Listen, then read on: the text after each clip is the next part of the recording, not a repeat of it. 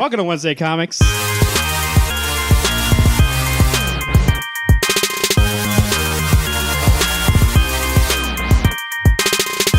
Brought to you by rootsoftheswampthing.com and Siouxpercon 2018 Return of the Con.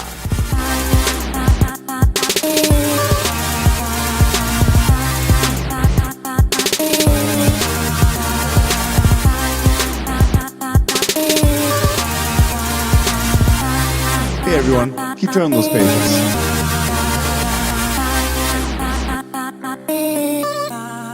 Welcome to Wednesday Comics. To my right, we have Nick Fury himself, Alex. How you doing? Hello everybody. And across me, What happened to your eye? Agent Coulson. Garrett, how you doing? My name's Phil. And I am Captain Marvel. My name is Marvin. We're here at the Wednesday Comics podcast to tell you the comics. I'll review some comics that came out this week, 9/5/2018. That's the first Wednesday in September. We're also here to play a game that Garrett created at the end. Is it a game or is it just like a discussion piece? Yeah, it's a discussion. Yeah, I mean, it's fun, but it's a fun discussion, so it's like a game. Garrett has something for us at the end, so stick around. You know how those go.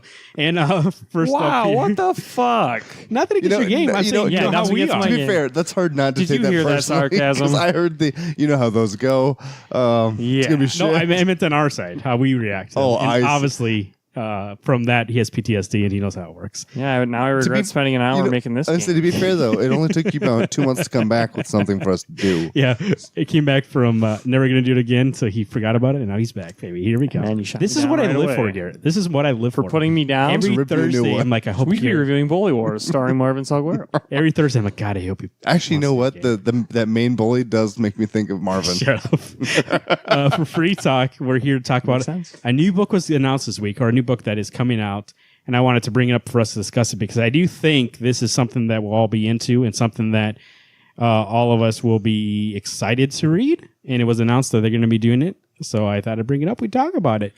A new Guardians of the Galaxy book will be launching in 2019 with a whole new team, written by Donny Cates and art by Jeff Shaw. The team from what was that book called? Wow. Which one? The Sword. God's Country? Oh, God, God Country. God Country? I thought Jerry Dugan's writing some of that too. Marvel made the announcement in advance press copies of Thanos Legacy #1 out this Wednesday. The following image was accompanied with the announcement. Donny Cates and Jeff Shaw will soon reveal who are the Guardians, and it shows a picture here. Marvel bolted the announcement around the hashtag who are the Guardians, inferring that Cates and Shaw are putting together a whole new team, and any of the characters play are fair game to join. The image shows the most current Guardians of the Galaxy members, as well as the original 1969 Guardians, as also other fan favorites like Cosmo, Nova, Howard the Duck, and Beta Ray Bill. Cosmic Ghost Rider is also on display. Will debut in January 2019. Will be the new Guardians book. So what do you guys think? I know we've been saying a lot of great things about Donny Cates. He's going to be taking over the Marvel Knights line, but like overseeing it, kind of like supervising it. I don't think he's writing any of those books. I don't think so. He's doing Venom right now. Cosmic Ghost Rider will be done in one more issue.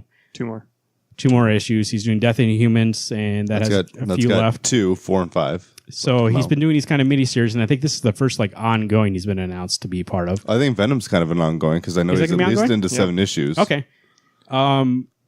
So he has Guardians coming out, something we know that he can do well, right? Cosmic Ghost Rider we'll talk about later. Thanos he's done in the past, and we've loved it. Well, and Jeff Shaw did the art for that Thanos Wins. Yes. And that was some of the best art I've seen in a book. So that team doing Guardians of the Galaxy, we don't know who's going to be on that team character-wise yet, but that creative team is going to be on that book. A, does that make you excited to pick up a Guardians book? And B, where do you think if they did mention it's going to come off of Thanos War, like Thanos Wins, it's going to be kind of a like it's not going to be disconnected from that story. And remember when we were at Thanos Wins, it's like this is a kind of out of continuity. Like we were but he said it will touch on stuff that happened in these Thanos Legacy in this one too. So what do you think? You guys have some misinformation because I didn't read that, and you guys did. So what do you think? You got it though. You just haven't read it. I didn't read it. Yeah, I haven't. Okay. So what do you think about? Yeah, of course I'm going to read it. It's Donny Cates. So that's why I'm bringing this up. It's Donny Cates. Are you excited to get a Guardians book? I'm very excited to get a Guardians book. I think, not saying that Marvel is trying to do anything to fix the fan base of the Guardians right now, because people are very upset about the Marvel Guardians of the Galaxy right now, so I think this is the best time to do this power play. Great creative team, and I just want you to realize who was the biggest character on that image? Fucking Cosmo. He better be on that team. Everybody else, I don't care. Okay, it would be very cool to have Beta Ray Bill on that team as well. That would be amazing. I think Galactus is the biggest one here. But who's in the forefront? Biggest. Sorry, Cosmo. I think a weird team would be like get Galactus, get Cosmo, have Beta Ray Bill, Cosmic Ghost Rider. I mean, have these like almost effed up. Oh, Cosmic characters. Ghost Rider's got to be on. And so I think he's pretty much a staple to have to be, at least from what we've read earlier today for the show. Guardians is one of those books that I have tried to get into, had gotten a couple issues, and it's like, this is garbage. That I think Who wrote I'm it actually. that time? Jerry Dugan. Is that who was writing the one with the Thing in it and that group? Okay. Yeah, that wasn't very good. I think Bendis actually wrote one for a while, didn't he? And that was, I don't know. I think I'm excited to actually see these not new characters, but just a new combination to see what they can come up with as a freak show. I mean, that sounds mean, but that's kind of what the Guardians to me are, just kind of a hodgepodge of everybody. By all means, I think Donny Cates is probably one of the best writers to take that team. And I've actually found, I don't think he'd be a captain writer. He's not a down-to-earth kind of writer. He seems to be more of the either out in the stars or just like... You meant Captain America. What'd I say? Captain Marvel? No, you said Captain Writer, and I don't know what you meant by Captain Writer. Sorry. Like you could be captain of... In my brain, I subbed in that I said America and I didn't. But anyway, I think I'm excited for this book. It'll be good. I will too. I read the Guardians back in the day when Abnett and Landing were doing that book a long, long time ago. I've been reading some of that. Drax and like the characters are way different than they were in those movies, and so it's going to be interesting to see if Donnie uses the movie templates or if he goes back to how they used to be. Like Drax is way different in the old stuff. Star-Lord is too, and so like I'm interested to see where he goes with that. Right? Does he kind of go with the status quo of the movies have set and people have enjoyed, or does he go back to like how they were? Like Drax is like really serious, not really that comic relief, and he's in the movies. Same thing with Star-Lord. I mean, he's not as funny, and I think that's the thing about those movies. So they kind of make it more funny than they actually are. Right? Tony's like jokester instead of being like a sarcastic asshole instead. So I am interested to see where they go with that kind of story. But Jeff Shaw and them, like anything they do, I'm already in. You know what I mean? That Thanos win was so good. Like I can't not pick it up. But that's like what's refreshing about Donny Cates is he likes to take something, do something new and exciting with it, as opposed to maintaining the status quo. So I think if anything, there's no way he doesn't put Cosmic Ghost Rider on that team. Come on. Did you guys read? I've asked you before, and I'm sure you haven't read it yet. That Venom book. No. Okay, that was excellent, Marvin. You're gonna love it. Why would I love it? You'll probably like it, but I'm just saying after we read the Punisher Platoon, it's like, it got me really into that range of being in Vietnam. Is maybe super excited. Oof. Yeah, Donny Cates all the way. He's just saying because I served. That's why. Whoa, buddy. And died. Don't be crossing those lines, if you know what I mean. I am very interested to see, like you were saying, Donnie usually doesn't sit in the comfortable area. He does what he likes to do is like go out and do his own thing, right? So I am to see if he could do something different. Maybe it's not how they used to be. Maybe it's not how the movies used to be. Maybe it's a nice little blend, right? I'm just curious and excited to see it because we've been wondering for a while, like, what does Donny Cates do? He's doing this Marvel Knights line, and he's doing some miniseries. And Venom, like you said, it seems like an ongoing right now, but we're not sure. It could end in 12 issues. Who knows? But Guardians, at least the way he's talking about it, he's like, I got big plans for the Guardians. We look at that picture. There's a lot of characters on there. Who could it be? Could be the Smasher. She's on there. It could be, Howard the Duck. Who knows? Like a Howard the Duck, Donny Cates written down Howard the Duck. I'm in. So like, that's what makes this kind of exciting because I think it's the first like tease from Marvel in a while. I'm like, oh yeah, I am curious who's gonna be on this team because I love that creative team, and it's not something that they're hyping up and I'm like, who cares? Like, we've already passed that, So we'll see where that goes. But I do think it's probably the most interesting thing and the most perfect creative team that Marvel's picked in a long time to be like, yes, that's it. Like they proved on Thanos that they can do it. And maybe that's what it was for Marvel to be like, oh yeah, you guys can jump on Guardians and like be like, that's your book to mess around with. And if there's any book that he can mess around with and not be like held in his standards, you just do what you want. Guardians. So. Yeah. I think there's 2 potential titles for that book. It's either Cosmo and the Guardians of the Galaxy or Cosmo and his Guardians of the Galaxy. One of those 2. Moving on. Let's talk about some comic books. RootsOfTheSwampThing.com, your definitive online source for all things Swamp Thing. Holland Files number 2 is out, Garrett. How is it? Holland File 2's was awesome. A lot of cool images that you haven't got to see in Holland Files number 1, so definitely looking forward to finishing this bad boy. And that's not the only thing. If you want to learn more about Swamp Thing, Alex, where would you go? You're going to go to rootsoftheswampthing.com. Make sure to stay in touch at rootsofswampthing.com on Twitter at DC World Swampy, Facebook.com/rootsoftheswampthing. Dead Hand number 6, just like my soul is now. Wait, you don't like Cosmo? What's wrong with you? Dead Hand number 6. This is Stephen Mooney and Cal Higgins. Cal Higgins. I forgot the right. That totally threw me off. Cosmo. Why do you like Cosmo so much? Because he's a dog. Cosmo's awesome. You probably didn't read the Nova run that was done by I think it was Glenn Dugan? No, I think it was Sam Humphries was in before he switched over to DC. Did a Nova run. Dead Hand number. You might be right. You might be right. It was really good. Dead Hand number 6. This is Kyle Higgins and Stephen Mooney. The last issue in the series. I want to see if I can get him to do it it's the one last more issue of time. the first arc. See, you said that, but it feels like a conclusion to me. 100%. Out of the series. The only thing that Yeah. I It see, says end of first arc at the end of the book. it's in volume Yes. 1 at the end when it's showing. Martin, you're the one that told us that's that. coming out in October. I didn't believe it. The way that ended, I was like, this is done. I actually feel like it's done. I think that it actually can be its own 6-issue run. But at the end of the book, when I saw because it says the end, it wasn't a question mark. It was just the end. Dot. Did it have dot? Yeah. Okay. I didn't see the dots. I just saw a dot, so a period. But then, like you said, at the end of that last page there on the back cover, it shows volume 1 comes out in October. So maybe not. Maybe it is going to be going on. But anyways, it actually happens in the book. You know, we get Vil, who is an ex, was he in I think KGB? it's KGB. He kind of defected and tried to help. I even forgot the main characters' names. I know the main character is Carter Yeah. and Renee. Tried to help them, flush out the Cold War, basically. And they kept Roger, which is like a nuclear arms sentient program, at bay. They're trying to keep it in the dark. But it's formed a relationship with the daughter, Harriet. And there's one thing I think if this was all that there is, there should be another issue of them establishing that relationship better because she literally met him he's right. one time. That definitely is a ... Not a period to be like, this is What? the fucking end. You're the one that told me that's just the end of an arc. That's what the solicit said, end of story arc, but that definitely felt like this is the end of this series. And maybe it's one of those anthology books, though, where you're going to get a 6-issue run of here's a story, and then you're going to get another 6-issue run that's a different kind of story. So, I mean, that'd be fine with me. Instead of dead hand, you got left hand or right hand or blue hand or what have Right-handed So it doesn't always have to be hands. I thought I enjoyed this issue less than the other ones just because it felt like it was really quick to be like, oh, here we go, here's the end. Kimberly was pretty quick about that. That's what I was just saying is Harriet's relationship with Roger, they just met an issue ago.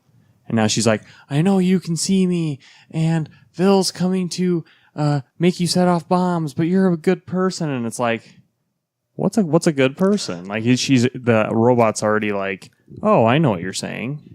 But I can understand the rush into him being her friend is that this is the first person who hasn't been Carter or hasn't been Renee, isn't some scientist coming to talk to him. It's a girl that is being honest with him instead of being fed this BS that he now can see through. He's like, okay, I believe you.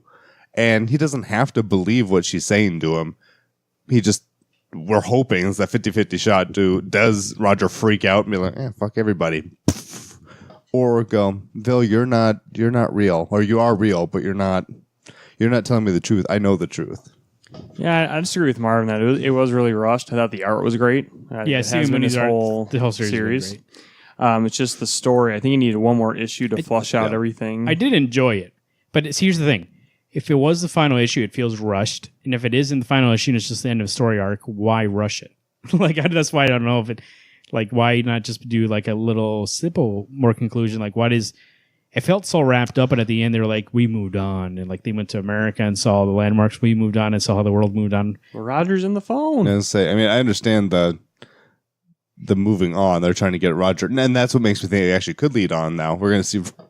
They need one more issue of just Roger going to see all of the world. Oh, this is cool. Look at this. But I thought, like, if it was actually just the end of a story arc, they may would have ended after they got Roger out, and you could just show him like leaving. They're all leaving, and then the next arc can start with him like going around the world, like, and you can be, oh, here's what they're doing now. But the way they end it, it's kind of like, and this is what they're doing now. Here's your the happy rest of their ending. life. Here's the happy ending. You know, like those movies where like they show a face and put text over, be like, this person moved on to be the CEO of a company. You know what I mean? That's what it felt like. It's like, oh, they moved on and just traveled the world. They've been happy ever after. And it's Now I'm going to be the mean one. I'm not normally a Higgins fan. I think some of the books he's written in the past. I think Cowl was a really strong book. God, I miss that book. Hadrian's Wall had really good parts, at least in the first half. Kind of died down and smoked out for me in the last half because then it just took a weird turn when those pirates showed up. This is one of those first 5 issues were great, but I think you guys are right that it feels rushed. Where there's things that if you were going to go on, you would have slowed it down and just led into a different ending.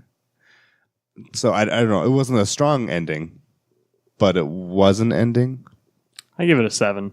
Oh, wow! I think that's lower than you thought. Yeah. I mean, like, I think there's. I don't like to scratch my head this much on a concluding issue. I'd rather have. I like a bow. I'm just saying, like, I mean, yeah, I like some. If it is the end, okay, portray it. Sorry, just I don't have Protrude good it. verbiage. Stab it in the back. It did feel Portray like, it as an end, or if it's not an end, then don't Yeah. try. but to it did do feel like a anything bow, but it good feels as like one of those presents you open and you're like, in your head, like, I didn't want this. And you're like, This is what I asked This for. is great. like, oh, this is like, it's like the most like cliche ending. It's like everything works out, everybody's okay, they travel the world and see America and open their eyes. What do we do now? We rebuild. So I was just like, you know, but you know what makes it interesting is like the rest of the series didn't feel safe, but the ending of this felt safe. Yeah. Like the whole time we were on our wrist being like, wow, like look at this book, it's taking risks. Like some people died I didn't expect to die, and then we get to the end and it's like, but nobody else dies. Like, Or when Roger starts going, no, sir, I will not set off my bombs. I'm like, yeah, this kid who's Where's like, the one nuke that he sends right terrified this entire series, but now I'm like, no. that's what I He's just a understand. robot Like, kid. he's been filled with propaganda his whole life, and then he's like, no, I'm not going to do it. And it's like, I'm a good person. you were ready to Robot. kill the hiker that came in randomly. You're like, should I kill him? Like, and you're like, no. But now that like you're like, go ahead and set off your bombs. You're like, yeah, I'm cool. He's got a crush on Harriet. He lives in her phone. This kid is creepy. I'm telling you right now. It was an 8 for Maybe me. that's the creation of cyber. I'd actually give it an 8 for the art. I would like to have seen a better ending to it. I think that maybe the problem is that it was safe, and instead of doing a safe one, when someone tells me I shoot Marvin in the shoulder, and I go, he'll live, but the next time he won't. It's like, okay, one, either are you really that bad of a shot at point blank? I don't know. When you make a threat to the main protagonist, just shoot him in the chest. Be like, yeah, that could be you next time. Kill Carter off. He's There, wearing I his said it. armor, though. Huh? He's wearing his armor. Who? Carter. Carter's wearing armor? Under his police uniform. Oh, his bulletproof vest? Oh. Mm-hmm. If Villa's that trained assassin, you just shoot for the head. How many issues was Hadrian's Wall? 8. 8. I feel like this could have been better at 8. Yeah, for sure. 6 was like kind of rushed. But Maybe Higgins hasn't found that solid 6 like what Mark I think Miller he's scared has. to do an ongoing now. After what happened with Cal, that was going to be an ongoing, and they couldn't do it. They only lasted so many. But he's doing Mighty Morphin Power Rangers. And that's Yeah, His that's that boom. his last issue was Shattered Grid. Oh, really? Conclusion, yeah. Oh. I saw an article online. Are you going to keep getting it then? Yeah. Okay. But I mean, that's what the different studio. These are Image books that he's making. Yeah. So like his own thing, I think he's taking it safe with smaller things. I would love to see Kyle Higgins come out with a concept and try to do longer, like a Kill or Be Killed 20 issues. Yeah. You know, it doesn't have to be an ongoing forever, but you do have good stuff in there, and maybe you can flesh out the ending more, and it would feel better if it happens over time rather than all happen in one issue like that. So this week, I'm going to take Thanos Legacy #1, written by Donnie Cates and Gary Dugan or Jerry Dugan. What is it? Is it Gary? Okay, Jerry Dugan. Okay, art by Corey Smith. Jeff Shaw did that cover, at least did the main cover. Yep. So Marvin got it, hasn't read it, missing out on a little, not necessarily big detail. What? What are you missing out on? The decapitation. Oh, he is. I He think is. you are. No, I'm not. Like, No, I don't miss out on stuff. I forget things from time to time. I read too much. So it's pretty badass. The book starts out, if you weren't reading spoilers online about what's happening in Infinity Wars, you wouldn't know that, spoilers. You've been warned. Gamora is that big sworded Sword-wielding person in Infinity Wars, the one that's trying to get all the Infinity Stones, gems, relics, Rocks. whatever they're calling them now. And it's pretty cool because Thanos is sitting in his throne and you can tell he's just kind of bored. And then all of a sudden you see this hooded cloaked figure, which is Gamora, we find out, unsheath her sword. And there's a really cool moment when you can hear like sound in Thanos' ear. Mm-hmm. And he just smiles because he knows it's Gamora. And then it kind of flashbacks to Thanos at the end of Thanos wins, whatever. And it's kind of a cool conclusion about how he's trying to not have it be so that he has the ending he did in Thanos wins. So it's kind of cool to see some resolution through that. But then it comes back and Gamora stabs him In the back. right through the chest. And then next shot, Cuts off his head. cuts off his head. Yeah. And then his body's laying there, and like all the Jatari are like fighting her and whatnot. And then all of a sudden, you see Thanos' body engulfed in flame, and you back up. Cosmic Ghost Rider's pissing all over his dead body with flames. Then tells the dog things or whatever alien beast they are. Go. Now he's yours. You can have him. Right. And then who is it? Eros, his brother. Thanos' brother shows up. Which I thought was weak. It seemed like a weird. I've never even heard of him. I've heard of him, but I didn't. It's weird to see Thanos' brother looks like a human, and Thanos does not. Yeah, that's bizarre. Weird relationship. Anyway, he digs in his dead corpse, digs in Thanos' dead corpse to find what was that weird bracelet? It's his will, is what he said. Okay. Or his soul. No, the soul. Okay. So there was some weird, it looked like a just giant bracelet that he takes out of him, his soul. Oddly shaped in an omega symbol. So I was like, Yeah. you might be looking at Darkseid's helmet there. But, yeah, I mean, that was pretty interesting. Obviously, it's getting you amped to read Infinity Wars, which I'm not going to read. I'm not going to partake in that. Nope. But I think some of those things are going to tie into Guardians of the Galaxy, which we were talking about in our free talk. It felt like a nice, like you said, resolution to Thanos wins to get that little, not necessarily tied in a bow, because I don't think Thanos will be dead for long. His head may have gotten cut off, but he's not. His head isn't destroyed. Well, and you see at the end, before he gets killed, he crushes the time stone, so he can never go back and that's right. kill himself, basically, and end everything. So he's like, that's not my destiny. And then, so I think, obviously, whatever happens in Infinity Wars, he's coming back. There's no way Thanos is dead. He's too hot right now. They would not kill him off. So it was a pretty good story. And then next, we get a flashback of Gamora and Thanos, a Jerry Dugan story. Gary, whatever his name is. G. G. Dugan. Right. So it's a story when Gamora is younger and Thanos is on a ship. He points down to this planet, and Gamora kind of has this look like of hesitation, and then he points again, like down to that Earth, and she goes and grabs a sword, and then heads down. It's a silent issue, the second half. Yeah. Heads down to this planet, sees a fight ensue between two people, a weaker person that gets knocked out by this thug. Well, Gamora looks left and right, and then it cuts back to the ship. Gamora comes on and brings the severed head of the weaker person, and Thanos points back down at the Earth.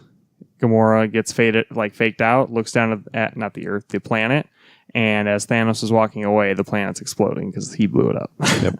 You didn't do as he asked, and so he had to do it for you. Right. So he blew up the entire planet. And I thought that was cool. I was like, I haven't seen a silent issue like that in a while. When people say that it's a silent issue, usually there's a lot of speech that's thrown in there, but so I think it was worth the $5. At first I was like, man, I feel like I'm reading this really quick because it was like lots of art doing the storytelling, which is nice, but at some point too you need to have some kind of substance. And I thought Donny Cates had I think it was more like an epilogue to his run, and then just a nice way to. It almost turned it into an annual or a legacy, if I might say. Well, and it really was kind of just a nice little wrap it up. And I think maybe that's the one thing about Thanos Wins is that when the end of that book just kind of young Thanos just walks away into this, I think it's the space gem he got or goes to leave and it's like, oh, really? That's how we end? So at least we kind of get that. I'm home. I came home. I'm bored now. I know what my future holds, and that's not what I want to be. There's only one way to stop my future. I have to die. Hey, my daughter came home. Right. So it was good. I actually probably give this an 8. I'm sitting 9 with this one. I did really enjoy it. You throw me off. I know, but I think also just how popular Thanos is. It was fun to read an entire issue about him because I think that's what we suffer from not reading and ongoing from that character is like you just really appreciate how crazy he is or how like mad he is. So I do really love it's like when I read a book about Lex Luthor, like when he comes into the book, I'm like, oh, this is just gold. I love reading this and diving in. So all right, moving on. We are on what? You just shocked? You ready to come back into the show now, Marvin? No, you're just really quiet, so I turned you up, and then you decided to be loud when I turned you up, so I turned. So I was transitioning. So Captain America #3, written by Ta-Nehisi Coates and art by Lionel Francis Yu. So Captain America 3, we get. I'm trying to remember the beginning of this. So, I know what it is. So Cap is sitting in the middle of like but a Hydra. I wouldn't call it a town, but a town where Hydra forces used to rule it, and everyone is depressed in a way because they miss Hydra. They don't, and there's this new faction called Powers Enterprise that's taken over, and he's trying to get the information from like just. I don't know if so much to depressed because he said that Powers took over and they haven't lost really anything. Yeah, they were lost worried anything, for a little bit, but. They're just like, I don't know. There's like somberness, I would say. I don't know. I didn't get that impression. He like raises a toast. He's like... Well, he goes, we were worried when Hydra got taken out that it would go back to the way it was. Oh. But then Powers Energy came in and it kept it the same way that Hydra kept it. I suppose, yeah. That's why they were so easy to be like, oh, okay. And like go with this company that they know nothing about. Be like, oh, yeah, we'll still pay for your schooling and free healthcare and give you your jobs. And they'd be like, oh, okay. And that was enough for them to house a sleeper cell like that they didn't know they were doing, and people asked questions weren't around anymore. Got taken out, and so Cap knows like that's where they're hiding all the nukes and nukes in terms of the person, not actually nukes that are replicas of the original nuke, and they're not really as strong as him. There's just this weak form of him, and they go in with Black Panther and I always forget her name, General Okoye. And they're going to go in and get rid of all the nukes, like take them all out. But Cap asks, he goes, is there any way to save these guys? Because they're not necessarily clones. They are other soldiers, but in the way that they were made nukes, they aren't as powerful as he was. But also Black Panther's like, there's no way to bring them back. Like, that's it. He goes, we'd have to just take them out. You can tell that's where Cap is like, really depressed. He's like, I'd rather not kill all these people, but I guess I don't have a choice. Even when he's fighting them, like he just still does not want to hurt them. He's like, these are soldiers, these are my fellow men in arms. And he goes, but Black Panther does not have that issue. And Black Panther throws a spear through a guy. And I was just like, Jesus Christ.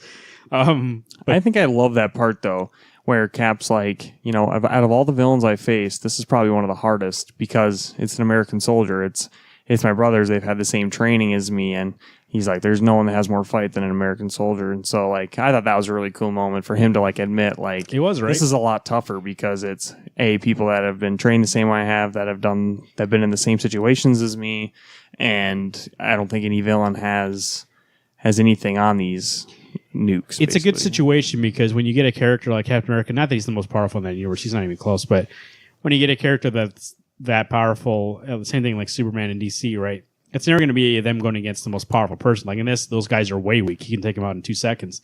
It's more about that he doesn't want to do that because he feels for them being like, this is not their choice to do any of this. They're under some sort of mind control and they're made this way. They are so blind with rage they can't see straight anymore. And like, I don't want to hurt them. And that's what it is. Is like, he is weak against them and not in terms of strength, but in terms of what he wants to do. Like, he doesn't really want to hurt them.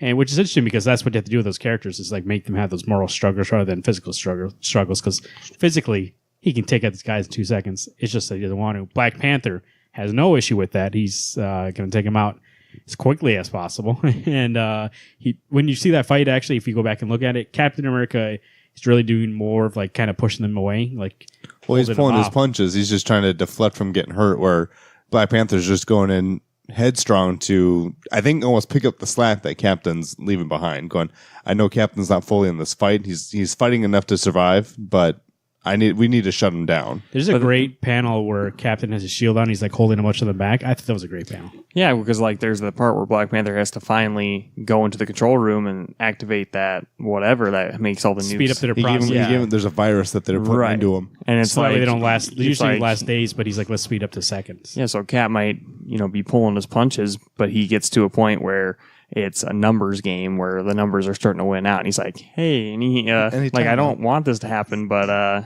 can we speed this process up? Are you like ready to go? Because he was starting to get overwhelmed. Well, I think a part of it for Captain is that instead of having to fight them, instead of having to put them down himself, by deflecting and literally shielding them all back, he didn't actually have to kill anybody. So it's all on, not saying he's trying to put it all on Black Panther, but he had a hard enough time deciding, I want to stop this, but I don't want to hurt these men. If I just hang back, Black Panther will take care of it for me. Not that he's not trying to weaken him, but he's that much. He's trying to be that respectful. He is, but I mean, when you have 100 trained soldiers called Nuke coming at you, like, yes, Captain America can take on a handful of them, no problem. But handful on handful on handful, that's a lot to ask of anybody. So I think the only part I didn't care for this issue, and I'm not saying it's bad, but I just think is like how great the Captain America Black Panther part was. Like in the background, they're trying to build up these characters of this Powers Enterprise, and I didn't like anything with the Sharon Carter in the car thing. I was like, that cliffhanger happened. I was like, I mean, thankfully, the Captain America Black Panther stuff was so amazing that I'm excited for the next issue, but that didn't really hook me to be like, ooh, I can't wait for issue 4 to see what happens to Sharon in the truck. The Sharon, I liked the first part of the Sharon where she was in the truck, and then, she did a little ass kicking. That was great. But they're trying to make that new group seem so big and strong that, or trying to compare them even to Hydra. It's like, you're not a Hydra group. You're not. I haven't seen your power yet. Yeah, I need to see a show of Force, which maybe we'll get the next issue because Sharon's now captured. So, yeah, I think it's just kind of that whole, maybe we should develop the villain a little bit more so I can understand the gravitas of the situation. Yeah. But I give this issue a 9. 9. Yeah, thought it was really great. It was a 9 for me too. The arts, I'm looking at it right now, just reviewing it and looking it over. And I was going to say, that I think the least interesting aspect of this book has always been like them trying to put some sort of comic book plot in it, and that's what that story is, with Sharon and these new group. And I don't think that's where this book really is great. I think it's great in the political commentary that it has, and like Cap trying to find the real Cap inside him again, realize who that is, and make the people realize who that is, and that there's no more fake Cap. Like making them believe in the American dream again. That's the greatest part of this book. And there's less than that in this issue. There's more comic book stuff, right? They're fighting nukes. There's a little bit about it being like somebody led these boys down the wrong path, and I want to find out who that was. That was more interesting to me. Oh, yeah. Be like, I want to find out who that was, and like, I want to see Cap confront that guy and be like, how could you do this to your own men? Rather than worried about like the people who are like this super villain kind of like that. I don't care about it at all. Who was the bad guy in this? That's not Obadiah Stane, right? That's not Ironmonger. That's Obadiah Stane's son. Is it? Okay. Yeah. I don't know. I think you're right though. Like 30 pages, that's not a lot of room for different perspectives, and I'm kind of getting sick of that in the industry itself. That when you're telling a 30-page story, that I have to have 6 different perspectives. I'd rather have Cap and that perspective and see everything through his eyes. And I get you need to develop the plot, but I don't think giving 3 pages to the new villains is enough to get me to be like, oh damn. Like I'd rather see them become more evil through Cap's eyes so that I'm doing that journey with him. But don't jump around in perspective where I'm getting lost just so you can get a good cliffhanger, and which isn't that good. It's still good though. Really good. Yeah. I mean, the main chunk of it is good. Right. Alex? It's you. Paper Girls, number 34. 34? 24. 24. This is Brian K. Vaughan and Cliff Chang. A story where we have... Alex, what happened?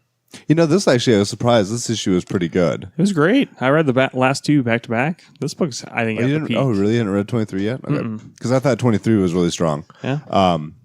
So what does happen this issue? I'm not. You know what the weird thing is? Normally it's you, Marvin, They're who going does all this to stuff. rid the cancer of Mac. Is that her name? Mac, yeah. Mac. Rid her cancer, and eventually get there. And he goes, "She doesn't have leukemia. What are you talking about? Not in the past, not in the future. She gets the cancer, or form of cancer that's untreatable, uncurable. That is from time traveling. Yeah, and she has this time traveling cancer. And then she's like, well, fuck it. And then the guy tries to goes, wait a second, you're time travelers, and he wants to capture them and kill them. And they get out of there, and she's like, you know what? The kid was right. Sometimes some people just die. We all die. So she didn't care. And now she's kind of over it. We're kind of past that arc of her being worried about dying. She's back to Mac, the fearless Mac. And also we get another story, the people in the past, the mother and the daughter. Worry and, well... Yapo? Yeah, I wouldn't say mother and daughter so much. I guess Not mother and son. Son, yeah. We find out that the son is actually this old guy that's been chasing this whole time. Grandfather. Well, he was the baby, when they were running around. Yeah. So she brings him to as a favor to the mother. It was like, bring him with you. And she brings him, and he turns out to be the bad guy in the future. He's the bad guy? Well, I think bad guy is a matter of perspective. I say now, because now I'm finding it less that he's a bad guy, but he's just we're finding these girls who are time traveling are kind of doing something they shouldn't be doing, and he's just trying to take a stop to it. Is he trying to kill them, or is he just trying to apprehend them? Well, if you assume the surgeon, little cancer remover guy, tried to kill them. So, I don't know. Maybe he's got a secret agenda. He said, I'm going to do this. That's the only way I'll live. Like, if I kill you is the only way I'll survive. They know if they know that you're in here, I didn't do anything to kill you, then they're going to kill me. So, I mean, they don't seem like good people to me, but I know. But I mean, I'm just saying, you're judging people. In their future, they're trying to keep it like. I understand the reason. Yeah. Same thing with Terminator. He wants to make it sure that everything's kept good for the robots, but still, everybody's not happy that way. I gotta say, I do love how Brian K. Vaughan, this is obviously the future, makes the language in the book almost like text talk to like the 100th degree, just meaning that as a nation we're getting dumber over time because like we're using shortcuts and tricks to speak, and so literally sentences are they're like BRB bitches, like just using like this new age language. And like when Mac and all them are talking, like, oh, you speak the old English, and we're like, old English? This is normal fucking English. Like, what are you talking about? I struggle to read the shorthand. Well, I think that's what it is. I think that's what that's because he's an old man. Well, I'm just saying that's what Brian K. Vaughan's saying is like, okay, eventually. Well, I know, but I just mean this guy's an old man. He doesn't. He's not. He's not on the internet, so he doesn't know. But I just think it's a good internet speak. Good perspective to be like, hey, you always gotta have a moral in your stories and something to associate with, and it's kind of like us over time. Even if you go back to just two characters who aren't really from the future, one's from our time and one's from 80s. When she was like, spoiler alert, and she's like, what's a spoiler? And she's like, doesn't even like that. I love that Brian K. Vaughan is aware enough of times to put those kind of jokes in there, and it's only funny because like it's funny now in perspective, being like that's funny because they don't know that in the 80s, and obviously now when you use that kind of language, like that's our language. Like if somebody in the 80s read this, they'd be like, what are they talking about? And somebody in 10 years might be like, oh, that's old, like the spoiler kind of talk. So I just find it very well done that in terms of clothing, setting, everything, like the time frames that he's going to, like you said, even the future things develop to a point where it feels real enough to be like, okay, well, that's probably how they talk in the future. I can believe it. At this point, it doesn't feel like in the 50s what they thought the future looked like. It actually does feel like that might be the future because we've seen that kind of evolution of language for a while. Like instead of saying, like instead of something is hot, nothing's hot anymore, everything is fire, right? That's if you listen to this week's Gauntlet, Alex says laugh out loud. And I was like, you didn't say LOL. Like, perfect. We're not like degrading as a society. Our show where we talk about the books coming out this week. I said laugh out loud. You did. Yeah. You said it made me laugh out loud, and I was like, I looked at you like, you mean LOL? Oh, I didn't remember saying that. You did. You still got it. I think this issue is really great. Yeah. I liked it a lot. Yeah. I would give it a 9, and I am excited for that. Oh, wait, we didn't talk about the big thing is like Worry, she's having PTSD, not PTSD, Alzheimer's. Alzheimer's, and she's forgetting what? I've never heard of any to be referred to. I've never heard As Alzies? No. Yeah, these are old fucking men. That's why you can't even speak the new language. So she's having Yeah, you gaps. gotta- I would think that would offend someone with Yeah. Alzheimer's. Yeah, so- Alzies? What's that? It's short term for Alzheimer's. Yet he gets on me for my Vietnam joke. Okay. What? Yeah, because you're saying a joke about, I'm going to go there. So she remembers briefly what her password It's is not to tell joking. her robot. You did not. Her password to get like a hidden object that was a cage Yeah. brought to her. So in the I'm guessing when we get to the Aaron. Aaron, Cages, so one of them. Cages with Mac. Okay, so in the future, at some point, Aaron's going to come back. I'm guessing towards the finale. Drop by Worry, hand her off this note, which is cool. It was like folded like an old school note, like you would do in middle school or high school. So the next issue is going to reveal what's in that note, and I think we're starting to get more answers, and it's becoming way more fun. It was a 9 for me too. It's really Cliff Chang's arts for the whole thing's been great. Oh, so Actually, good. I think this is one of the best looking issues I'd His seen. coloring and everything. God, I miss that guy. And I mean, this is still great, but I miss him on like Wonder Woman when that book was. Oh, buddy. I think if there was any other artist, I probably would have dropped this a long time ago and just gave up on it. I do like the Brian K. Vaughan like long term, like in Saga. I feel like he writes for the issue. He knows how to write cliffhangers great. He knows how to like make that issue feel like, oh god, I got my money's worth. Where this feels like it's being written for a trade, which is great because I think the audience for this is a younger audience. It is that audience that talks like that is that next generation. And I feel like, and that's why the back of it's like kind of fun and it's like you're in terms of like talking to what do you call those people? Paper girl. And Call it Brigade. I think that this is made for the trade, and that's how that audience reads it. So I think that that's why it's being written in terms of like instead of being revelations per issue, and that's what I think we've complained about in the past. Is sometimes you're like, nothing really happened in this issue. He's writing for the trade, which is great to see him adjust per audience, right? Saga, he knows it's going to be a big thing with comic book people. It's a big thing with like a age that me and Alex are, and Not like 40 years we're old. used to like single issues, and then Paper Girls is for a younger audience, so it's more written for a trade. He has something that is like his private eye book that was about technology or everything like that. That was online, pay what you want, So I like that Brian K. Vaughan can be sort of versatile and like go back and forth between these things. But still, like now we're at this point now where it still feels like Brian K. Vaughan. It still feels like that exciting kind of like cliffhanger, this revelation that who the grandfather is and all that. It works out to be very Brian K. Vaughan-ish.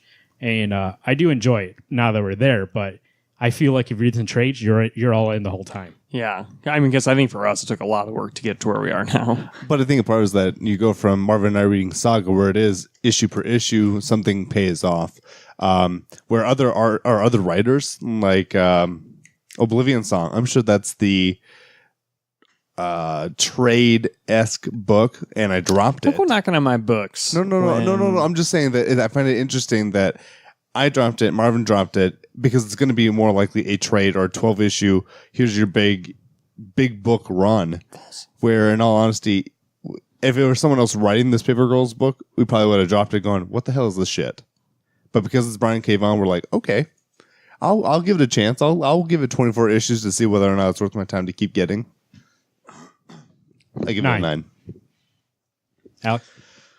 Donnie Cates wrote this other book this week, Cosmic Ghost Rider #3. Like I said, Donnie Cates and art by Dylan Burnett. Literally, probably my favorite issue that I've read this week. It was pretty hilarious. And speaking of Guardians of the Galaxy, we get alternate dystopian fuck you up Guardians of the Galaxy. So we get Slide 1. Cable, Iron Groot, Captain Marvel with Captain America's shield. No. Miss Marvel with Captain America's Yeah. shield. Captain Marvel. Jugger Duck. Juggerduck, that's the name. And what's the other one? Galactus, Cosmic Ghost Rider. There you Well, I go. guess he wasn't on the team. But Cable. Yep, what's it? Jubilee. Jubilee. Jubilee. Julie Bean. Julie she a Bean. vampire? Enough said. I don't No, think not so. anymore. I Not don't think so. I think she's just She hasn't fireworks. Been, she hasn't been a vampire for a half second. for a half second.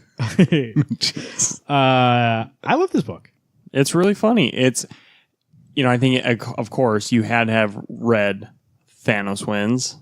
I mean, not necessarily, but I think to get the comedy of this Frank Castle Ghost Rider character, I don't think so. I think you just read this. I forget. I know I'm saying, but to get the whole picture, like, because there's just a lot of backstory with where he came from and how he's Frank Castle, and like that's really cool. And I think it was issue 2. Was it that page. Does Galactus do that thing where he goes and reads his memories? Because that's when Guardians of the Galaxy shows up at the end of that issue.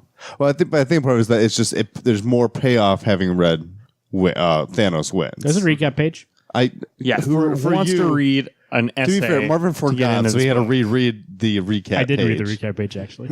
Waste of time. I enjoyed issue 2 more than 3, but 3 was so great. Oh, really? I loved 3 so much. I love that bar scene in 2. It was so funny to me. Yeah. When Thanos is like, "Can I kill him?" And it's like, "No." He's like, "Whoa, buddy, no." And he's like, "You guys are gonna die anyway, so fuck off. This kid could be in here. He's a special kid." And he's like, "The kid can't be in the bar." And he was like, "Yeah, this kid's okay. He's with me, and I'm old enough for both of us." And I just found that whole scene hilarious.